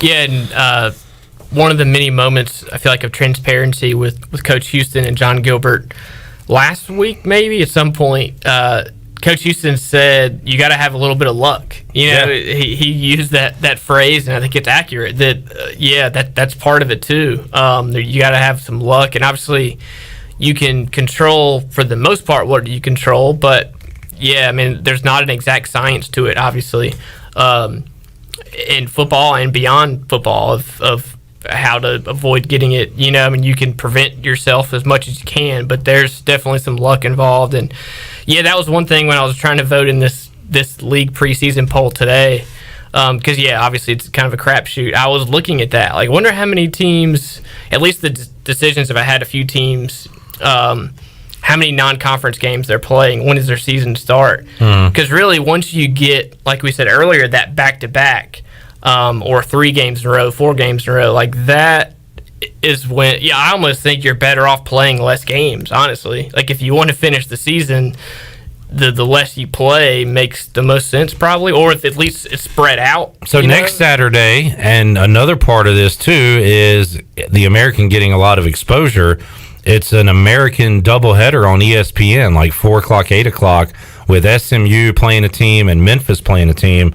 So they'll start their seasons next week on ESPN. And, that's kind of the fascinating thing, too. Maybe not just about this standalone FCS game, but when there are multiple games, like, we're going to watch it, we're going to see a football game, and then, like, what happens afterwards? What do the tests look like afterwards? And can we play? And move on and get ready for the next week. Like that's going to be huge. And there's a balance too, because I mean, you could sense it and feel it with Coach Houston's comments yesterday.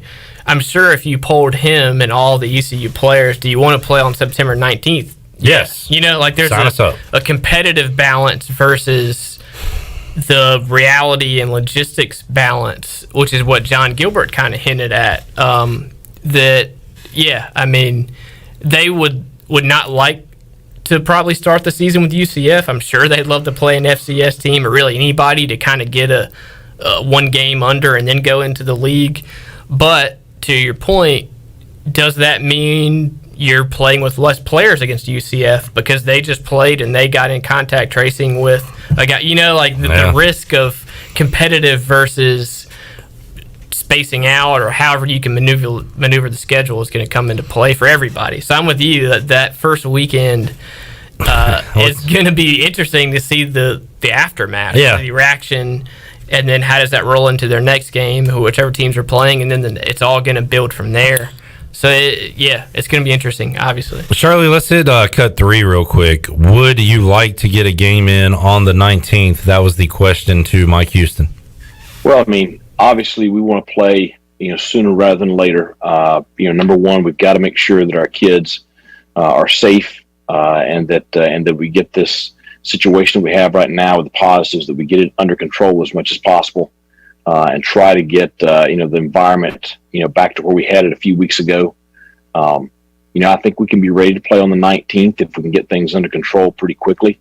But that's a lot of those things still remain to be seen. Mike Houston. So our ECU's first game will be the 26th. Feel pretty.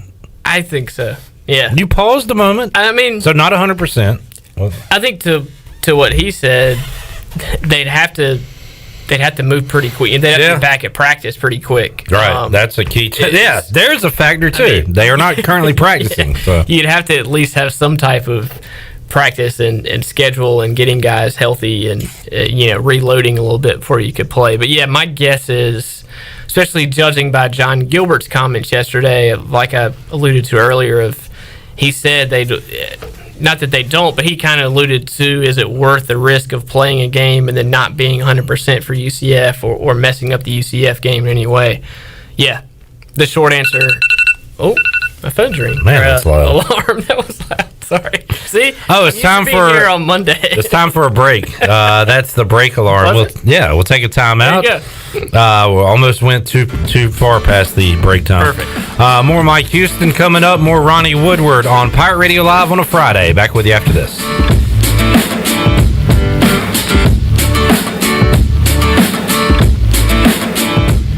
Hey Pirate Nation, this is Tom Brown from Brown & Wood Buick GMC Truck. We've been serving the Pirate Nation in Eastern North Carolina for 83 years. We have 4 brands, 3 generations, 2 showrooms, and 1 goal to make sure you leave a happy customer. This month at Brown & Wood is employee pricing on all Buicks and GMC SUVs, including Canyon, with the purchase and lease options. Remember, Brown & Wood is the home for the lifetime powertrain warranty for all makes and models. We're located on Greenville Boulevard next to the Convention Center, or shop us online at brownandwoodauto.com. This summer, may your days be long, your cannonballs large, and your subs giant.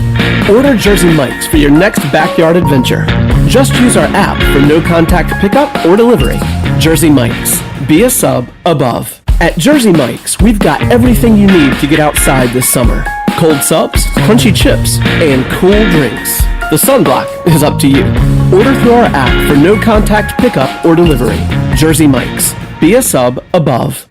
With rates being historically low, now is the best time to buy or refinance your home. This is Talbot Green with Angel Oak Home Loans. Now is the time to take advantage of the opportunity to buy more home or refinance your current mortgage. The combination of our local team's experience and Angel Oak's wide offerings of products from standard conventional, government, and portfolio loans has something for most financial situations. For more information, call Talbot Green, Joanne Weir, or Wanda Hager at 751-2060. NMLS 1719250 and 685-842. Equal housing lender. What's the big deal? Where can you get pizza, bread twists, specialty chicken, and more for just $5.99 each? Is it at Domino's? He hands off hand-tossed pizza and a marble cookie brownie. He's going! There's a lot of variety on the radio and at Domino's too, where you can Mix and match 2 or more. $5.99 each at Domino's. 2-item minimum. Pan pizza, bone-in wings, and bread bowls will be extra. Ask for this limited time offer. Prices, participation, delivery area, and charges may vary. Ahoy, mateys! To keep those cars clean, you need the Pirates Cove Fast Pass. The new Pirates Cove Car Wash on 10th Street is now open. The 10th Street location is offering Fast Passes for $9.99 for new Fast Pass customers. These Fast Passes will be good at all 3 Greenville locations. Visit us on Fire Tower Road, Memorial Drive, and now on East 10th Street. And coming soon, Haviland Express Lube and Pirates Cove Car Wash in New Bern. So we have you surrounded. Pirates Cove, the official car wash partner of ECU Athletics. Looking for your next career opportunity or even just some extra cash to help pay for school? Your locally owned Dixon Foods McDonald's is hiring across eastern North Carolina. They offer flexible hours, competitive pay, and even financial support to pursue your education through McDonald's Archways to Opportunity program. With plans to provide more than 100 new jobs currently, we hope you'll visit DixonFoods.com to learn more. Dixon Foods, proud to be your locally owned and locally operated franchisee for McDonald's. The icy treat that can't be beat is Sparky Snowballs of Greenville. Right now, for a special time, Sparky Snowballs is open every day from noon to 8 in the Food Truck Rodeo on the corner of Evans Street and Fire Tower Road. Stop by for a delicious icy treat. Plus, did you know Sparky's also has funnel cakes and fried Oreos too? Support your local Food Truck Rodeo every day from noon to 8 on the corner of Evans Street and Fire Tower Road. Sparky Snowballs, serving delicious icy treats to smiling faces for over 20 years. Visit Sparky's on Facebook or SparkySnowballs.com. Hey Pirate fans, the Papa John's menu has grown again with the all-new grilled buffalo chicken papadilla. The papadillas are part sandwich, part pizza, and are only $6. Choose from the all-new grilled buffalo chicken, Philly cheesesteak, Italian, pepperoni meatball, and barbecue chicken and bacon, all for only $6 each. Also for a limited time, get any large 5-topping pizza for only $13.99. Place your order today online at papajohns.com and sign up for Papa Rewards. Papa John's, the official pizza of the ECU Pirates. This is Big John Williams, strength and conditioning coach for East Carolina football, and you're listening to Pirate Radio, the voice of the Pirate Nation.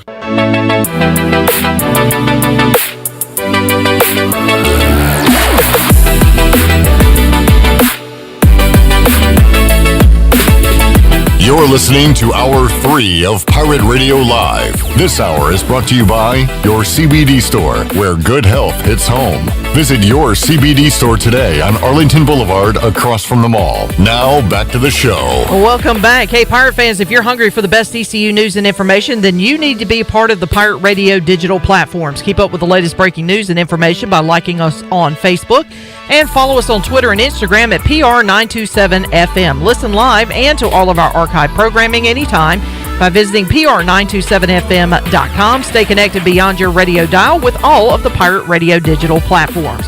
And as we head back into Pirate Radio Live, Clip, I have a TV update for you.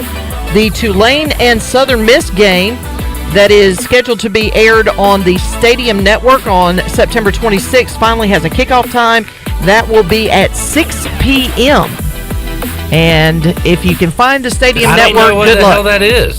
I don't know. Don't look at me. I know. I'm not mad at you. I'm mad at Stadium or whatever Stadium is. I mean, dude, how many games are going on that day? There's got to be a TV network you can put it on. Isn't that like an internet thing? I sound like an old man now. Isn't that one of them computer...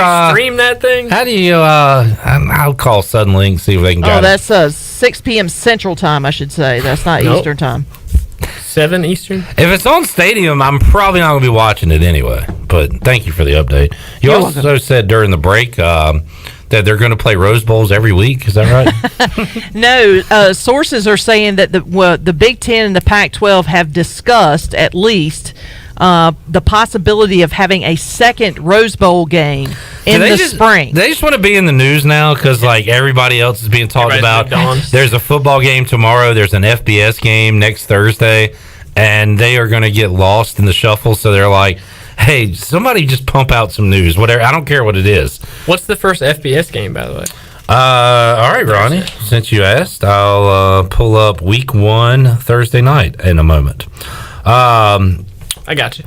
So That was interesting. Also, I was kind of, and it just depends on where you look and what you hear. You can drive yourself crazy with negativity, or you can bury your head in the sand and be positive. Unfortunately, I hear all the stories, so it's a roller coaster. But when we talked about, Shirley, what the potential for basketball, John Rothstein tweeted out, was it yesterday, I believe? Yeah, when John Gilbert was here, that they're talking about potentially starting in late November or December for college basketball. And that is positive news, I think, that those discussions are being had. And the discussions are getting closer and closer to some sort of, they are getting closer to an actual date. I think that they are looking at possibly the 25th of November. That's the date that I've been seeing. And essentially, they're going to break it up into areas where, especially those early season tournaments, that they're going to kind of go into a bubble. To the bubble deal. And have several different tournaments in stadiums. So it'll be interesting to see how they work that out. That is such a fun week of basketball when the games are on all day, because like the kids are out of school, so they're playing in these tournaments in Maui and Battle for Atlantis. The Feast Week thing. Yes, Feast Week.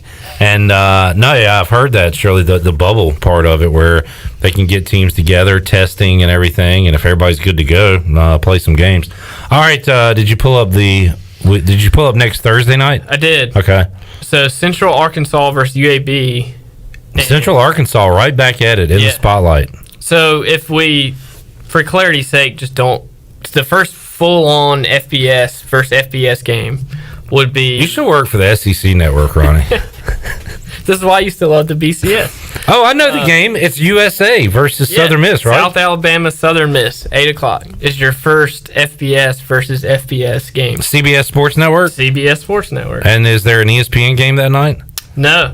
See, that's weird. And maybe that'll change. There's some ESPN 3 games, right? Yeah, ESPN 3, Central Arkansas, UAB. I think those are the only two they have listed. I wonder if they will move something to ESPN. Then it goes into Saturday, which has a pretty full slate, it looks like. Yeah, and there's no NFL next week. It would be the following week. So, yeah, they need to put something on ESPN in that time slot. So, really, I'm eyeing, not going to lie, the Monday that you said, BYU Navy is like the first game. Like, all right, like I can watch that. Do you remember Southern Miss a little bit? But, like, I'm not going to sit there and watch a full Southern Miss South Alabama game. I remember being at my fantasy draft last year, week 0, which would have been when ECU was playing this year. But do you remember? It was Miami versus Florida. Oh, yeah. Week 0, right out of the gate. I do remember that. Pretty awesome. And I remember watching that. And I think that was a Monday night situation, too. Or that was Saturday. Prime time. It was Saturday night. Okay. Yep. So, yeah, Monday, September 7th. I'm in for that. You got that one circled. BYU, but because you're all in on Navy, we have an AAC like tied to it. Yeah. Like there's some interest. Before that, I bought my Phil Steele, which I have here. Yes. I'm almost regretting it. Like I waited until August, and I was like, all right, I need to do this. Like I need to, look up on some teams and stuff. But now, like, really don't. You're kind of down, Ronnie. You're not bringing me down, but you're kind of down. It's fine. At some point, I'll have to look at it. But I guess I used it today. I voted in the preseason poll, and I used it. So you got a little information out of it. You can rip apart maybe 60% of it. Yeah, the schedule stuff. Like I still had to go online because the schedules aren't good, and I was like, man. Yeah, even teams that are still playing, all their schedules are different. Oh yeah, that's right. None of them are right. Like not a single page, I'm sure, is right. But I love Phil Steele. Still a good resource. So I'm committed. Ronnie I'm wants halfway committed. Ronnie wants some ECU football practice to cover. When could that happen? Cut 6, Shirley. When do you think you can get back on the practice field? Mike Houston was asked, and here's what he said. I think it's day by day, but at the same time, we do hope to return sooner rather than later. I think that just having the ability to begin some conditioning and weight training, socially distanced, over the next couple of days is a good first step. With those that aren't in quarantine, to get them back active. So that's a good first step. So hopefully at some point next week we can get back out on the field and start practicing again. But even when we do, we're going to have to take it back from where we were when we got paused. Yeah, that's the thing. When can you get back? And once you're back, when can you get back to where you were before you paused? And I think it is encouraging that he's kind of looking at next week. Ronnie is getting back out there. But like he said, well, the good news is now you got a month, right? I mean, you got plenty of time to get back conditioned and start. You start focusing on UCF like 2 weeks from now. Yeah. So I said it yesterday, Ronnie. It's like the season opener is always a month away, right? Yeah, that's what I'm saying. Like, it's a vortex. Like, once we get close, starting to turn the corner. Yeah. And Mike Houston, for a while now, has kept saying, like, the 2-week mark. Like, when we get from 2 weeks to Marshall, like, we're locked in. Like, it's game time. And we were at the 2 we were mark. so close, yeah. And it was like, nope. So now we got to wait a week plus to get to the 2-week mark again. What were you saying about Blake Harrell?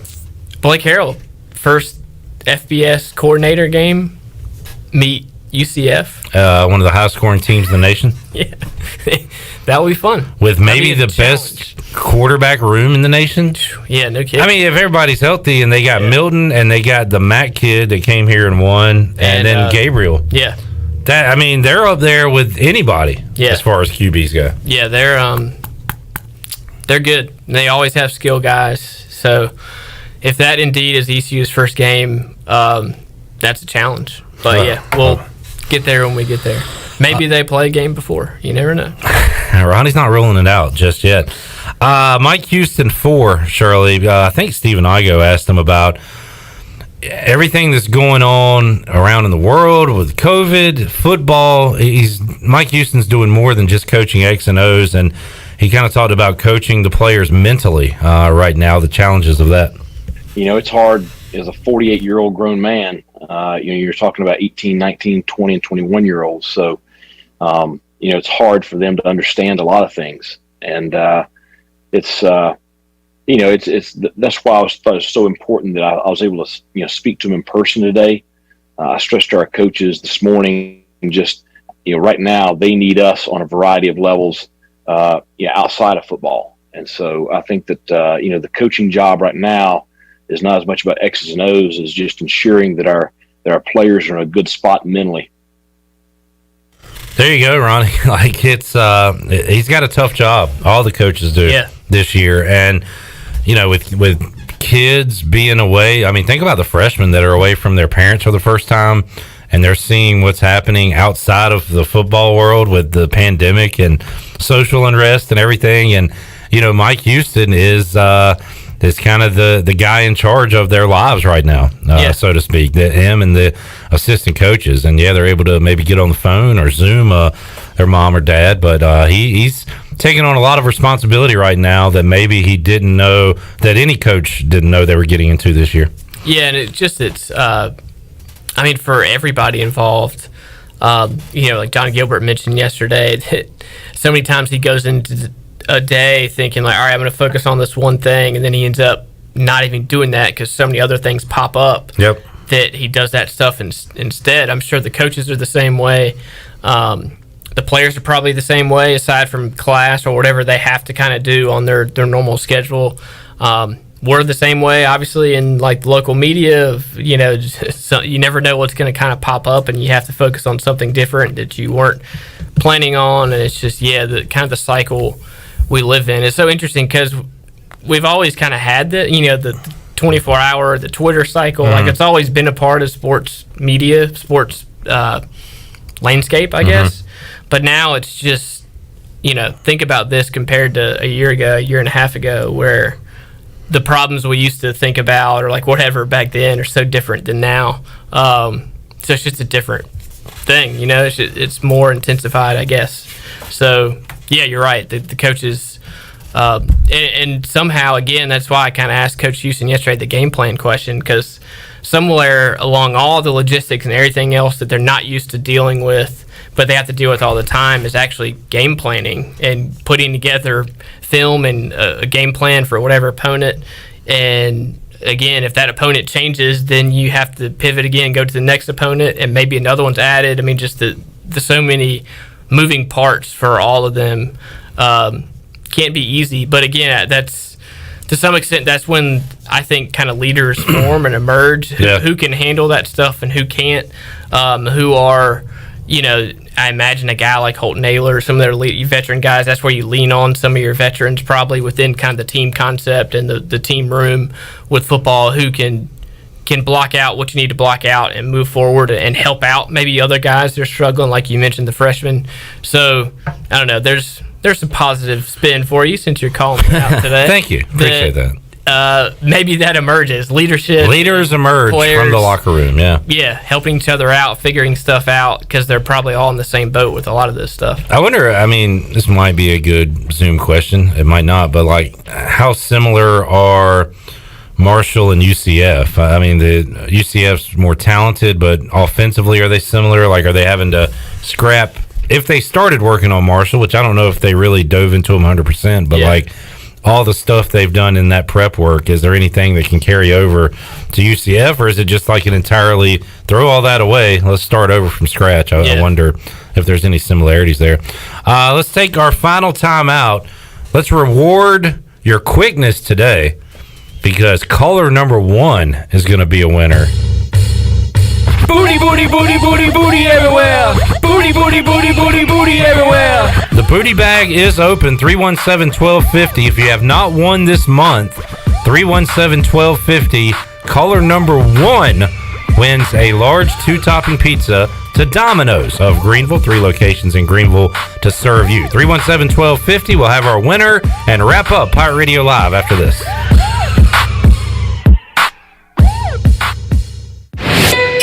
Let's turn a trip to the branch into a tap on your phone. Let's hit pause on a lost debit card without hitting pause on life.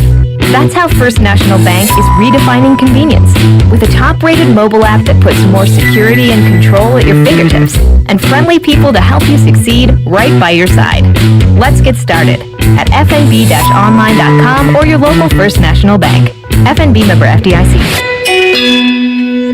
In studio with Mike Mullis from Fixed NC. And Mike, you guys have a disinfecting service for homes and businesses. Yes, we have a 2-step process that includes disinfecting and also provides 30 days of protection to all surfaces treated. We're doing this for 10 cents a square foot in businesses and $10 a room in your home. Mike, how can folks get in touch with you? Call me directly at my cell, 252-999-0001. Again, 3 9s, 3 zeros, and a 1. Or fixednc.com. If you are push mowing your yard using an inefficient lawn tractor, or your current zero-turn spends more time in the shop than mowing your grass, it's time you look at a Hustler zero-turn lawnmower. Residential mowers from Hustler are built like tanks and drive like sports cars. All Hustler mowers have fabricated, welded steel decks. Don't settle on cheap units with flimsy stamped decks from big box stores. Come see Ronnie's Motorsports. It will guide you to the right mower for your property and your budget. Find us at Ronnie's Motorsports, Highway 11 north of the airport in Greenville. This is Dr. Phil Perdue with Orthopedics East and Sports Medicine Center. My colleagues and I recognize how difficult this time is for everyone in our community. We continue to see patients during the week while taking precautions to keep everyone safe. Our extended care clinic is now open on Saturdays and Sundays from 10 a.m. to 2 p.m. so you can avoid the emergency department for your urgent orthopedic care. For more information, please contact us at 757-2663 or visit our website at orthoeast.com. Have you ever seen those exotic aquariums like the guys do in Las Vegas on television? You ever thought about having one of these aquariums in your business? It's more affordable than you think. This is Hal Pruitt with rentafishtank.com. We can make having an aquarium in your business turnkey with no work, cleaning, or hassles for you. Rentafishtank.com creates a relaxing atmosphere and keeps children occupied. Rentafishtank.com already services many dental, pediatric, and doctor offices, plus hospitals and senior living centers. Check us out at rentafishtank.com. Great food, great atmosphere, and great service is Ottavola Market Cafe. Ottavola is simply a restaurant that focuses on that, being a great restaurant. There's something for everyone at Ottavola. The menu offers a variety of great choices like pastas, pizzas, sandwiches, soups, salads, and seasonal rotating selections. Lunch or dinner, Ottavola is always the right call. Call ahead and get Ottavola to go, or stop by the bar for a drink with friends. It's simple. Come and eat at Ottavola Market Cafe, Red Banks Road next to Food Lion, and OttavolaMarket.com. Ottavola, pirates supporting pirates. At US Cellular, we speak fair. When we say you don't have to pay activation fees, we mean it. Plus, right now when you switch, you also get $700 toward the latest phones. Yep, we mean that too. Upgrade to Fair with U.S. Cellular. Promotional pricing requires an unlimited everyday or even better plan. New line port and credit approval. Qualified smartphone purchase and comes via monthly bill credit on a 30-month RIC. Taxes, fees, and additional restrictions apply. This is Brandon Tate, owner and operator of Atlantic Wireless, an authorized agent for U.S. Cellular since 1997. Visit AtlanticWireless.com to find the store near you. We go beyond the call. This is Stephen Igo, publisher of HoistTheColors.net. Recruiting is the lifeblood of any college sports program, and no one devotes more coverage to the future of ECU athletics than Hoist the Colors. Want to know who's going to be the next Holton Ahlers or Jaden Gardner? We've got all the inside scoop on the Pirates' most talented recruits and top targets 24/7. Sign up now and get your first month of coverage for a single $1. HoistTheColors.net, the most reliable reporting on ECU athletics. Pirate Radio. You know, I think this is a pretty blue-collar, tough, hard-nosed fan base, and that's the way our teams are going to be. The voice of the Pirate Nation.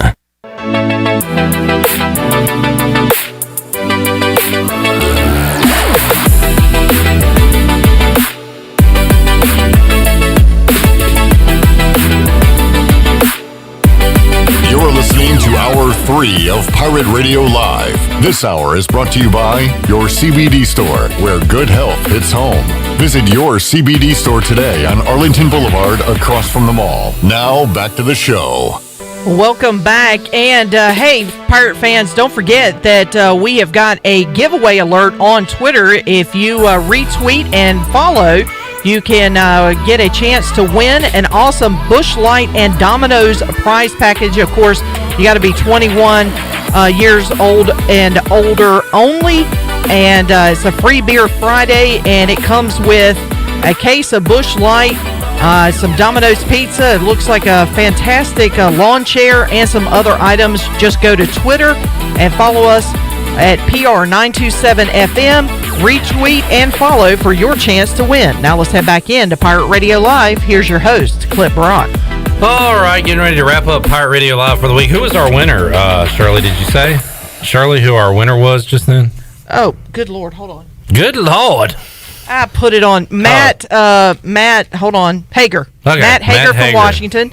And we do have a call on line. John Moody is back on line 1 here. Oh, okay, John. I think the gauntlets get ready to get thrown down here. All right, so John Moody joined us during the Bud Light pregame tailgate that we did in the 4 o'clock hour with a weather report. Also said he'd be willing to cook a pig and wanted to know when he could do that. Josh on Facebook Live said that that my pig would be better than John's. Since then, they have been going back and forth on social media. So, John, what you got for us now? Clip, you actually have John, you have Josh. Oh, this is Josh. I'm sorry. Another. That was me and Glenn's fault. Another twist in the saga. So we've heard from John. Now we hear from Josh. What's up, Josh? Not much, man. Look. I missed out on doing my first ever pigskin pig out competition this year. Tonight, I was supposed to be putting a pig on at midnight. That's not happening. I was supposed to put it on 2 weeks from now. Obviously, that's not happening. So I am all for this. Let's do this. All right. We got to figure out all the details, but we're going to have an old-fashioned cook-off between Josh and John. And, look, I've already seen the ECU Jungle guy talking about an official judge. I'm judging this, or I'm eating it. Maybe I don't have to judge, but I'm eating in this thing. But, all right, Josh, I know you're in. John's in. We'll figure out the details, okay?